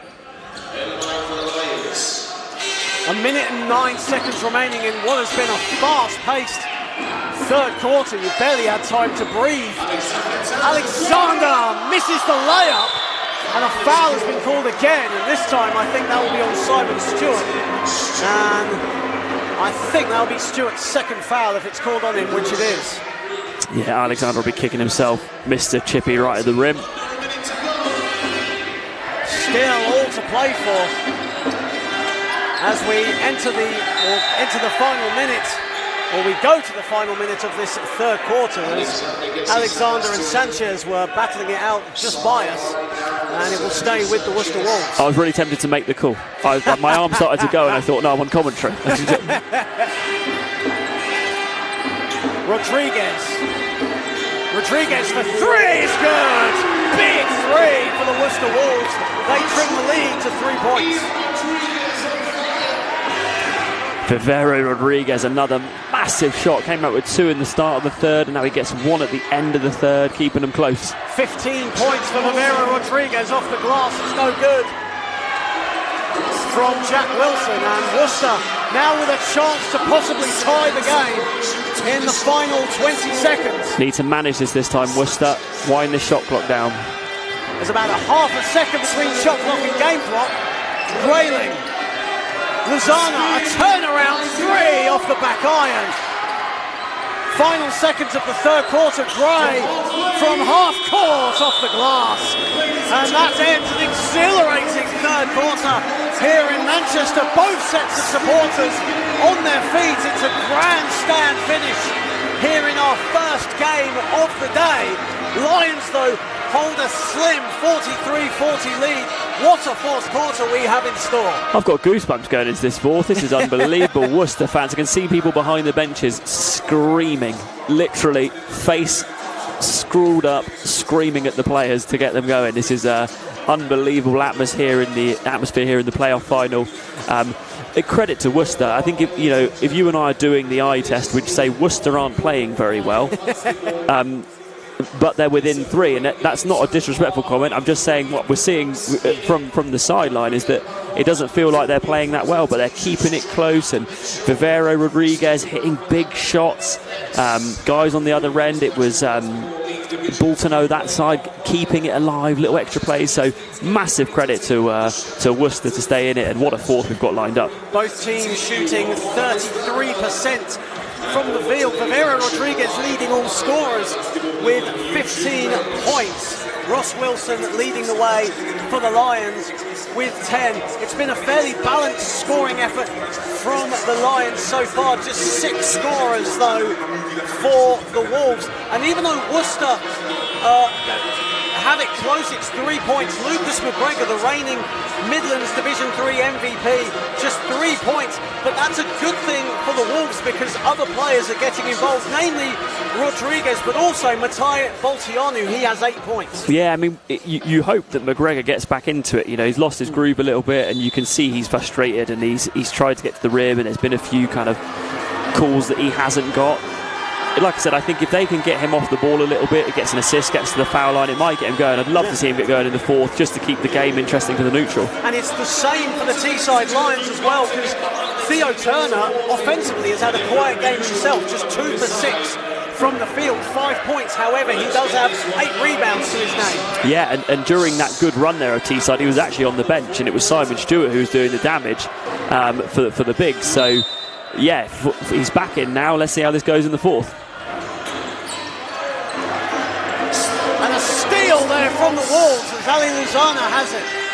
Sanchez driving inside, gets it to go! What a play from Estani Sanchez, who went over Jack Wilson. I thought it was a bit rushed, but he's managed to get the finish. Such a quick point guard is Sergei Estani Sanchez, and Theo Turner over 2 Worcester players, gets it to go off the glass. I thought he's got to kick that. 2 on him, thought he was going to kick that to the perimeter, forces it up, and you'll see just 2 bodies, muscles his way in and gets the 2. Of course, Parron Ratley on 4 fouls, it must be said, keeping his composure. However, Turner took advantage. Here is Sanchez. Finds Vivero Rodriguez. 4 to shoot for Worcester. Vivero Rodriguez going all the way. He's going to go to the line for 2. He wanted that shot to drop though. Yeah, he's been kicking himself that he didn't finish. I think he had the foul was just as he picked it up, and he had a pretty open layup. Will be kicking himself, but I think again they're going to have to go to Vivero Rodriguez through this. You know, the matchup there is really favourable for him. But let's see if he can capitalise at the free throw line. And just as we catch our breath as Vivero Rodriguez going to the foul line, both teams for our next game, the Sheffield Hatters and Manchester Mystics, just behind us, soaking in the action. They will be on court at 3:30 for the Division 2 Women's Final, as I'll be joined, or me and Mark will be joined by Caroline Bullock, who has been such a fantastic advocate of both Manchester Mystics and Manchester Magic this season, providing live stream and commentary for them this season. She'll be joining us later on. Wilson, a long 2, and that's money. Nice from Wilson, been a bit quiet since the first half. Could be a big factor in the fourth. Ali Luzana, stolen by Jack Wilson. Or Ross Wilson, excuse me. And Ross Wilson gets it to go. Right on time. Always feels good as a commentator when that happens, doesn't it? You can sense the physicality of this game just turning up a notch. Here is Rodriguez. Rodriguez driving inside, and the foul has been called. See, I think now if Dean Blake's about to bring McGregor back in, this is a really good time to keep the offense going through Rodriguez, keep it going through him, and have McGregor off the ball and do something away from Rodriguez, so when he gets the pressure, he can kick to McGregor to play. As Sergei Estani Sanchez will take a seat, he was actually hobbling off the ball a few seconds ago. As he takes a seat, Zanti comes in and on the ball now. McGregor, step back 2, a bit of room for Lucas McGregor, still not going for McGregor. He's now 1 for 10 from the field. It was a better look that time though, he'll be pleased with that one. Better look rather than being under pressure. Absolutely. Hughes inside to Turner. Himself looking to get going. As his pass goes straight to the Worcester bench. As you can see on the camera, I'm really frustrated with that pass. It's the second one he threw one away, didn't he, in the first half? And you know, it'd be good if he can pass out the post a bit more accurately, because he's going to get a lot of pressure in this fourth quarter. That's the 14th turnover for the Lions, just 12 for the Wolves. McGregor inside to Boltiano. McGregor wide open. Boltiano doesn't need him. Big move. Credit to Boltiano. He's playing well in this game, undersized against Turner. Wilson, it's a single possession game. 8 points has been the biggest lead of this game, so no double-digit leads so far in a really physical battle. And the possession arrow, it looks to go the way of the Worcester Wolves. As you see, the physicality, as mentioned earlier on, the physicality just creeping up a little bit. Well, both teams 7 minutes away, win or lose now, isn't it? You know, I said earlier in the first that they're playing like every possession really mattered. Now it really does. So, yeah, I imagine it's going to be intensity-filled this fourth quarter. Early stage of this third quarter. Better. Inside to McGregor. McGregor will go to the foul line. That won't count. Lucas McGregor will go to the line. Now, I've been calling for it, and we finally got it. He's off the ball, runs back door, a lot of contact, good call by the officials, and he'll get to the free throw line, get two. Good free look at the basket, so good play by design there if it was by Dean Blake. Good stuff. Just some quick apologies for the game clock on your screen. We are not 52 seconds away from this game being ended. It's 6 minutes and 52 seconds, so apologies for that. We'll look to get that sorted. Of course, throughout this weekend, some talented video production crew joining our NBL Live team. Today, of course, representatives from the Reading Rockets and Sonar TV from the Sonar Kestrels joining us in Manchester this weekend to give you the best experience possible on the Basketball England YouTube channel. Here is Stewart. Loses the ball but gets it back. Wilson. Nice pass inside to Alexander, but it finds Stewart. Had to be careful not to travel, and McGregor gets the loose ball. Yeah, good possession there by Worcester. McGregor with a little bit of room, decides to go inside to Parent Rackley. Lucas McGregor had a bit of room inside, but decided to stop and turn and then pass it out. It's been such a tough afternoon for him so far. You can just tell he's just never caught the flow of the game. But as I say, I think looks better off the ball. So, however, other players have stepped up for the Wolves and they've kept them in it so far. Hughes, a bit of room inside. Good possession by Teeside, really spread the floor. Meant that Hughes would go 2 dribbles and wide open layup. Xanthi. A bit of room inside. Hughes was committed, but Xanthi misses everything on his attempt. Hughes at the other end. Good recovery though from Wilfred Xanthi. And Hughes looking to bring that energy again. He did it in the second quarter and really got Teesside going then. So let's see if Hughes can bring a bit more energy. As said, the biggest lead of this game for either team was 8 points. Worcester have not led for long periods of this game. Their biggest lead has only been 2 points. Still firmly in this game though. Alexander, it's a 2-possession lead for the Lions. 7 on the shot clock as Wilson drives inside to an open Simon Stewart.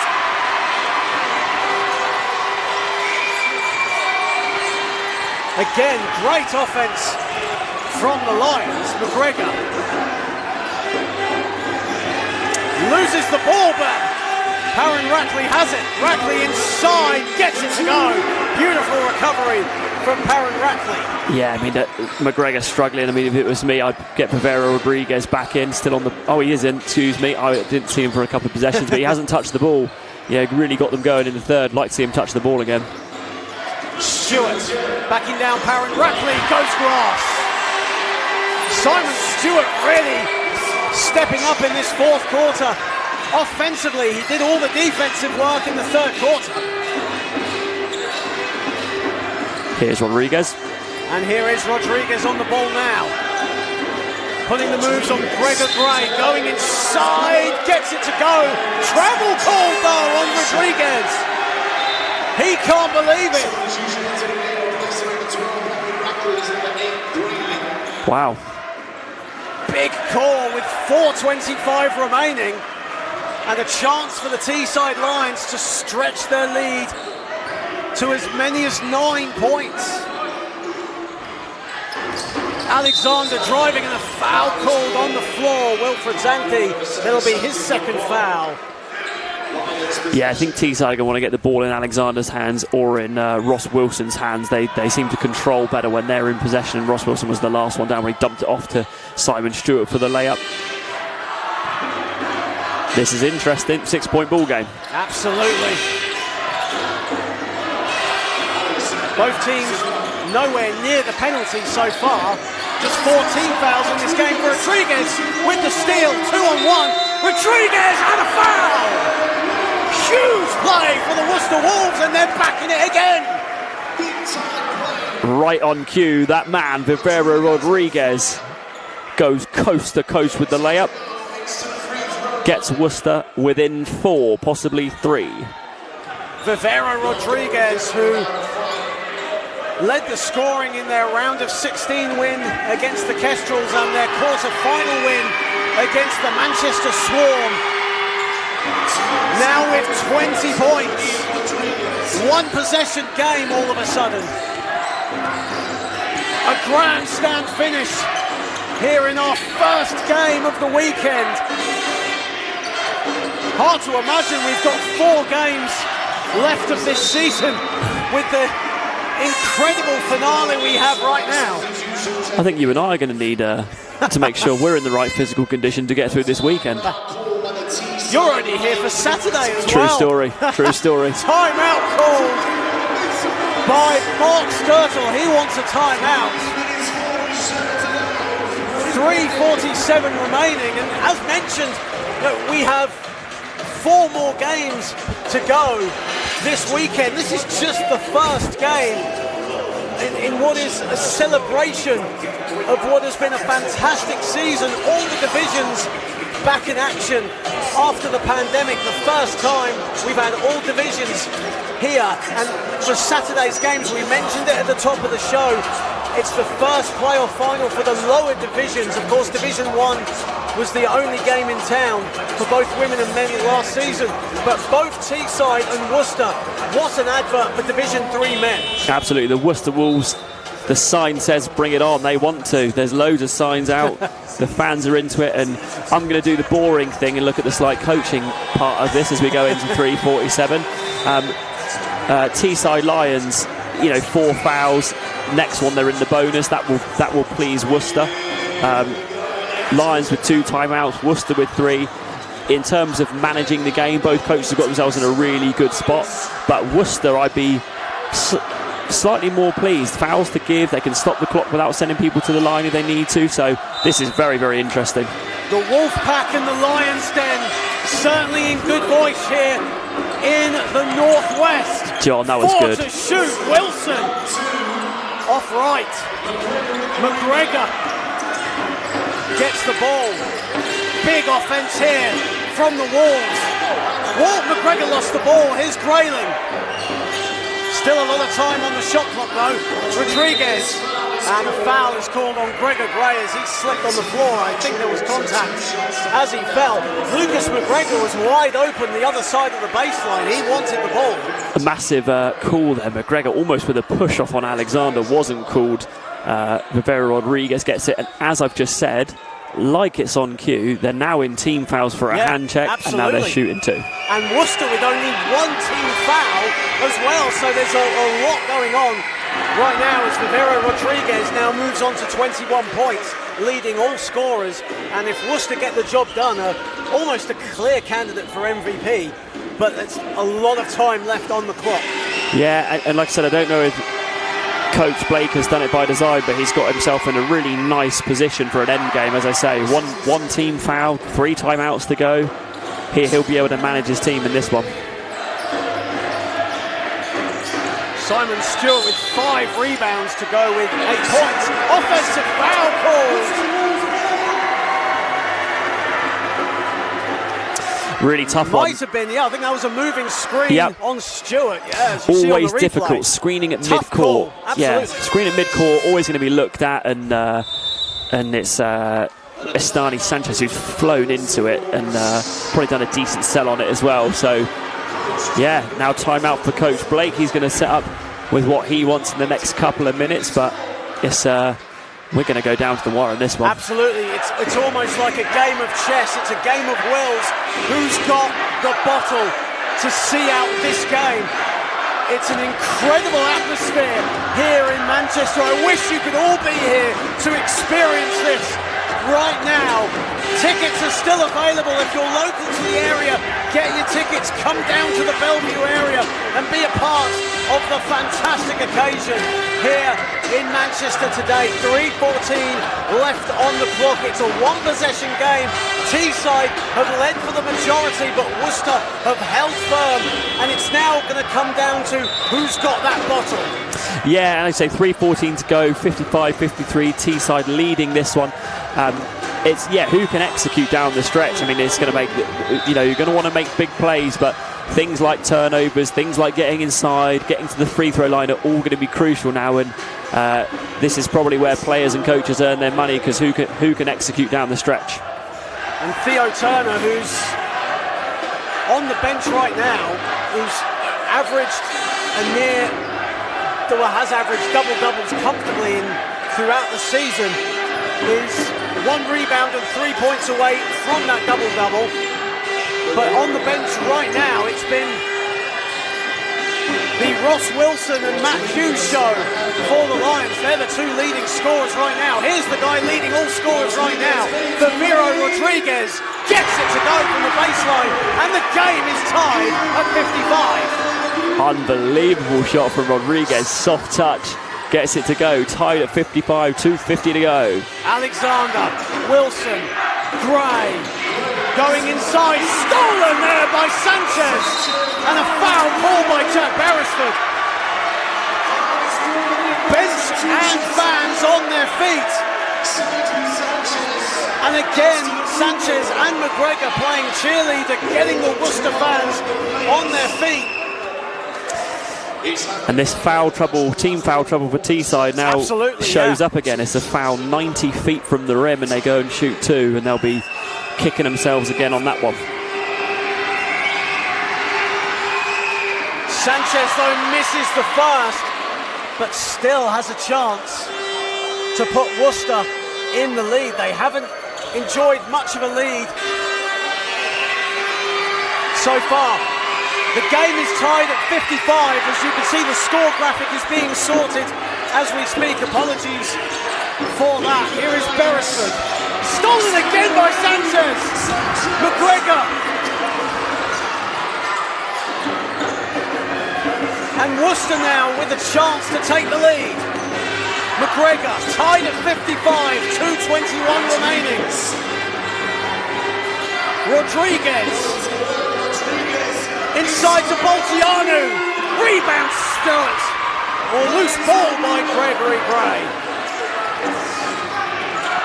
Had the opportunity, Teesside get the stop and foul there. And again, with this team foul advantage, it's not the worst. Get yourself set up. Settle your team down. Coach Blake in a more favourable position. That's Sanchez's second foul of this game.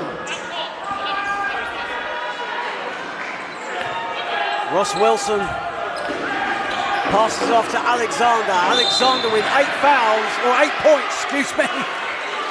And a foul called. I think that's on Sanchez. That's a 3rd foul in quick succession. Going to want to settle in there. There's no need to foul, really. You don't want to give them up if you don't need to. With 2 minutes to go, 55, tied at 55 in this one.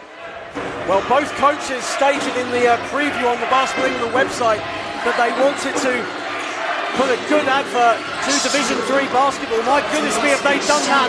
Stewart gets inside and the Lions retake the lead. Got to execute now. Worcester have to get a good shot. I'd be going back to Vivera Rodriguez if it was me. Final 2 minutes. McGregor.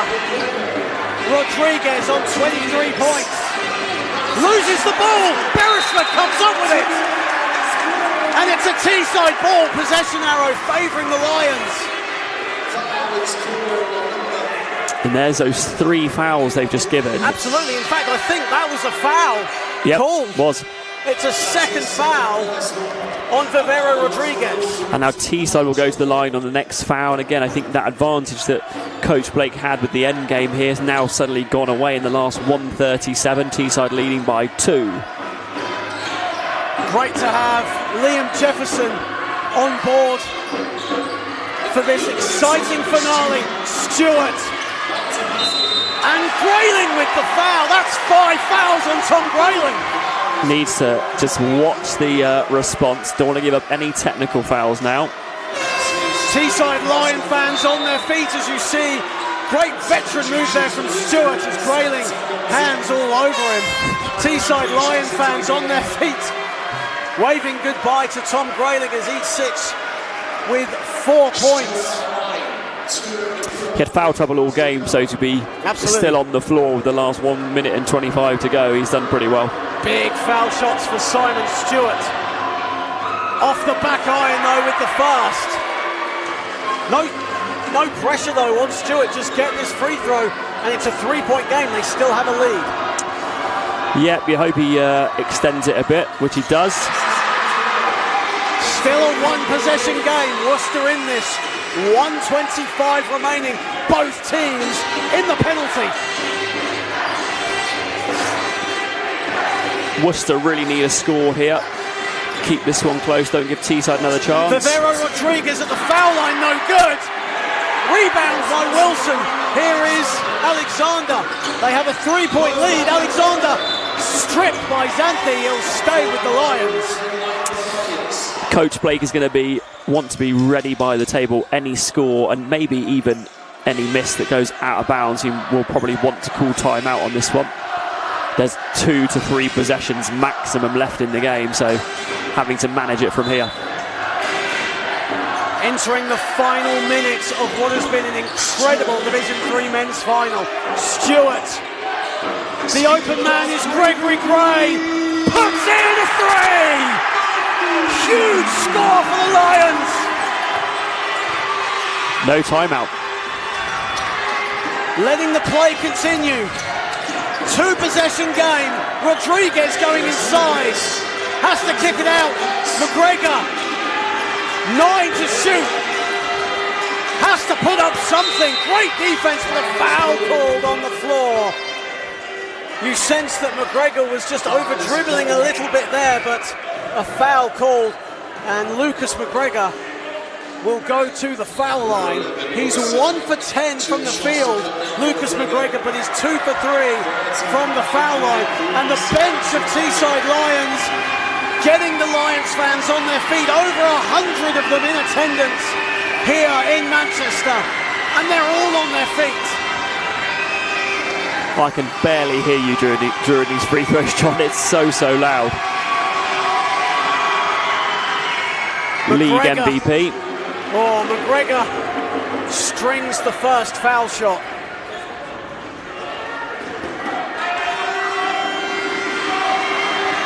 .3 seconds remaining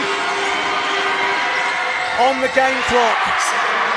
Stewart gets the rebound, and now Simon Stewart will go to the line for 2. And we must add, as Liam Jefferson said in the comments, it does say 3 seconds left on the game on our game clock that you're watching on YouTube, but such is the noise inside this venue, it's literally shaking right now, and as a result it actually does hamper our camera, and that's why the game clock is a little off at the moment. It is right now, but please bear with us, it's not our fault if you're watching at home.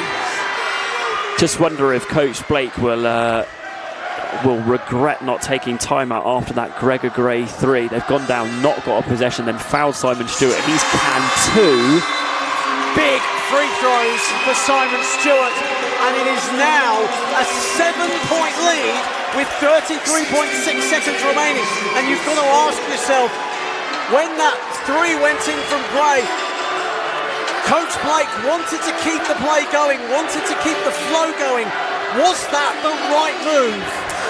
I mean, you know, who am I to say what was right or wrong? But I think what's happened, I think in broken plays where it's either been McGregor or Rodriguez going off the dribble, they haven't had the greatest amount of success. Rodriguez much more so. McGregor's really struggled off the dribble all game. I think I probably would have taken time out and then tried to get something set, maybe get inside for a layup from an out after timeout kind of possession. They're still really close to this, right? They need a score now, probably play defense for 5 seconds, maybe try and get a steal, then foul, and then see where they go from there. Absolutely, but in the grand scheme of things, and in Coach Blake's defence, maybe it might have been the right call because he was feeling what was happening at the time. He liked how the offence was going, and he thought that there was a quick scoring. And of course, Teeside's defence stood firm, but here we are now, 33.6 seconds remaining. And for Teesside, it's a case of keep your composure. There's no pressure on you guys right now. 2-possession game, actually a 3-possession game right now with 33.6 remaining. Yep, definitely need a score, and you probably want to get it fairly quickly. Again, for the 5 to 7 seconds, absolute maximum. And the ball going out of bounds. Wow. It's going to be a Teesside ball. McGregor threw it to Rodriguez, but it went out of bounds. Frustration on Rodriguez's face. He was slow to get up. I think that was more frustration than anything. And now you have a situation where Worcester really just have to foul. Yeah, I mean, it could probably use a few ticks to try and steal the ball. It's still 33 seconds. They may well try to have a defense for a minute, but now they need to foul. Absolutely. Alexander has it, and a foul called. So that's just over 5 seconds taken on the game clock.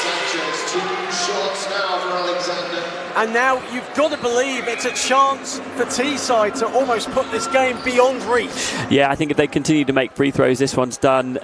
You know, the last possession going inside to Bavera Rodriguez is that they tried to go direct to the post from out of bounds. Teesside did a pretty good job of defending it, were able to get over the top, made the pass really difficult, and that's why McGregor threw the ball out of bounds. 28.9 seconds remaining. And now Teesside have their biggest lead of the game. 9 points. McGregor, a long 3 is short. Rodriguez, no good with his 3. Gray with the rebounds. Worcester are not going to foul. In their first final, Teesside Lions have got the job done. The Teesside Lions are your Division 3 playoff champions. And look what it means to the Lions faithful. The Lions Den is roaring. Teesside Lions are your playoff champions. Brilliant work from Teesside down the stretch. Really weathered the storm against Worcester, who never really got over the hump. And credit to the Teesside Lions for sticking to the game plan and keeping Worcester at bay.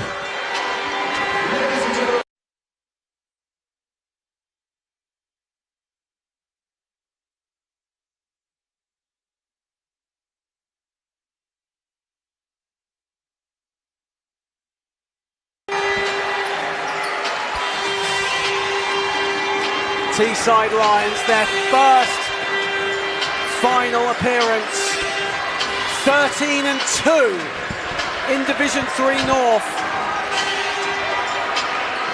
They defeated the Wolverhampton Wolves in the round of 16 on the back of 17 points, 15 rebounds from Theo Turner. They blew out a very strong Bristol Basketball United side in the quarterfinals, and then in a thrilling overtime battle got the job done against the St Helens Saints.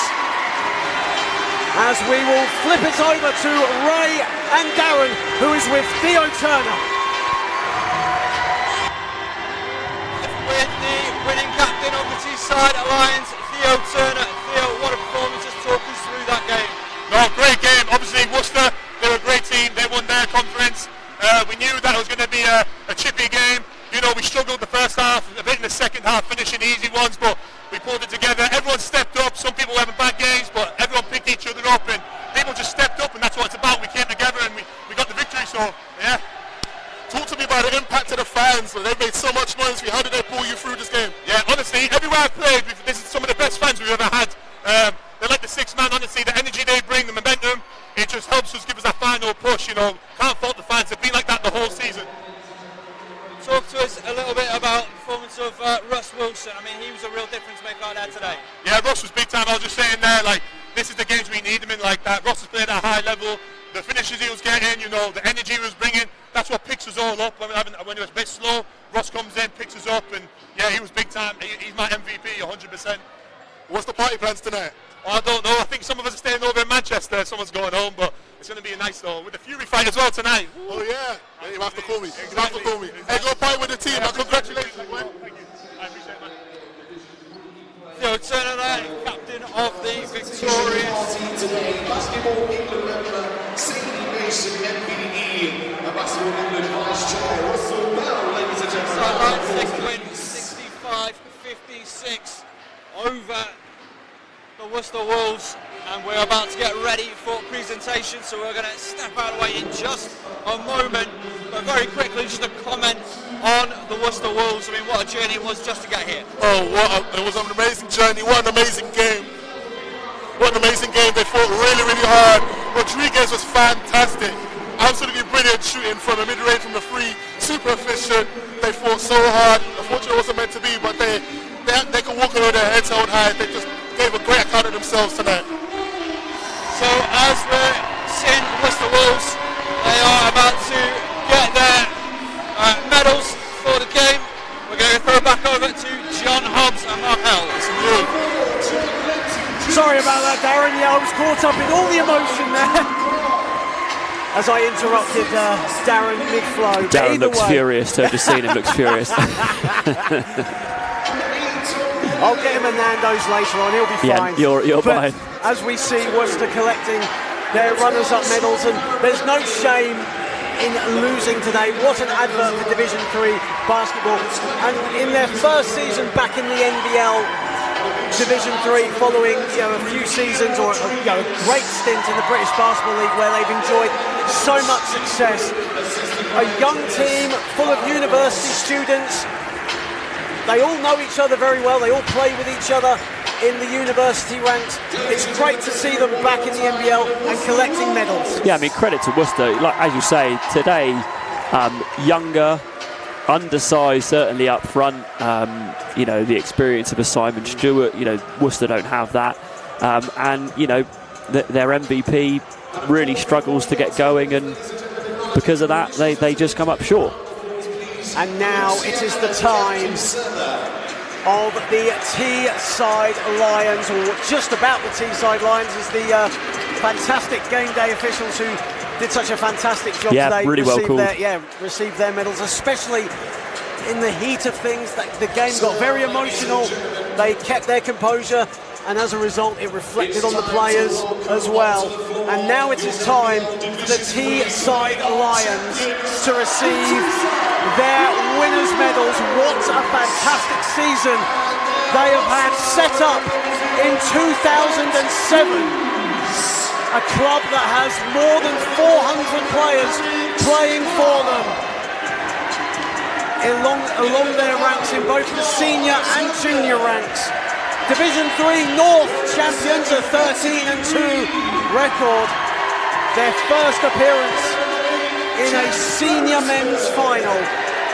And here they are, picking up winners' medals. And what a fantastic achievement for the Teesside Lions, the heart of the Teesside, the Middlesbrough community. and it's so great to see, and hopefully we'll see them flourish in years to come. Yeah, great to see teams out of that area. It has a really long basketball history, right, of good teams too. Brilliant from Teesside. I thought they were, on paper, the slightly better team, and as I say, even in some difficult times and not the best play, they've managed to hold it together, hold their nerve, and extend out the lead when the time needed it in the last couple of minutes. It was the late 90s and early 2000s where the Teeside Mohawks were dominant in NBL and EBL Division 1, regularly winning league and playoff and national cup titles. However, that was then, this is now. And rightfully so. Yep. 14 points, 9 rebounds. Ross Wilson, the defensive linchpin of this team, offensively coming good today. Division 3 MVP, Finals MVP. What a fantastic achievement for Ross Wilson. I think as well, they'll always list the offensive numbers, right? But defensively, he was brilliant today. Absolutely. Half the reason McGregor couldn't get going is because Ross Wilson was all over him like a rash. And it is now time for Theo Turner to collect the winner's plaque. Teesside Lions are Division 3 playoff champions. Well deserved, and congratulations.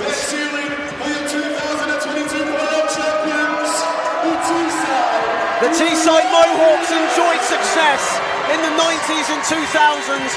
Now it's the time for the Lions Den to roar. Teesside Lions, Division 3 playoff champions. A fantastic achievement. Yeah, massive credit to Teesside Lions. Really good, and with Darren and with Ray, Theo mentioned it, the support's incredible. Like, not only do I like the volume and the noise, the fact they're all wearing jerseys, it feels like a real basketball club, doesn't it? So massive credit to Teesside.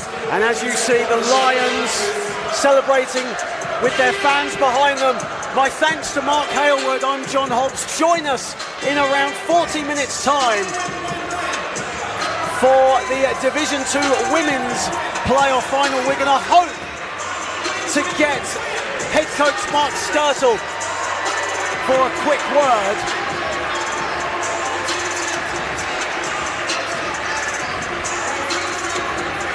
Ladies and gentlemen, let's hear it one more time for your champions, the Teeside Mohawks. We're still trying to get, I think Ray Akbafuri is still trying to get Mark Sturtle along. Come on, guys. I was trying to sign off and let Darren have the floor there, but the Lions are still celebrating in front of their fans, and rightfully so. Now Ray knows what it's like on our side. I know, so tough. In fact, Ray has scooped the MVP of the Division 3 Good men's work, Ray. final. Good work, Ray. Ross Wilson is with Darren and Ray. As we sign off, we'll leave it to Darren. We'll see you for the Division 2 women's final. It's over to you, Darren. Thank you, John. We're joined by the game MVP, Ross Wilson. What a performance. Just, again, talk us through your individual points in this game today. Yeah, look, just try to play defense from the start. That's all I focused on, try to play defense. And anything else that comes is extracurricular, you know what I mean? You scored the first 7 points of the game for your team. What was your mindset going into the game? Just attack, try to be strong with it, go through contact. Same thing every game. Talking about defense, that was a real key in that first quarter in particular. Was it your size, the size of your squad, off-putting towards the anyway? Just everybody digging deep. Mark always preps us impeccably. We knew the scout report inside out, and everybody does their part. You're now the MVP of the game.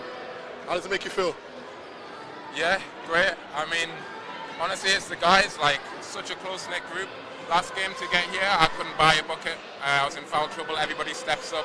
Same thing today. we've done it all year. When we need to dig deep, everybody finds a way. And final one from me, how does this game today, and of course your MVP award, set you up going forward? I couldn't tell you. I could not tell you. We'll go back to the drawing board in the off season, see what happens. And yeah, we just want to enjoy this one right now. It's a good win. Well, enjoy it. Congratulations. Fantastic victory. Our MVP, Russ Wilson. Enjoy the point. So, Ray, closing remarks from you, really. Who, aside from, of course, Russ Wilson, who shone for you in today's game?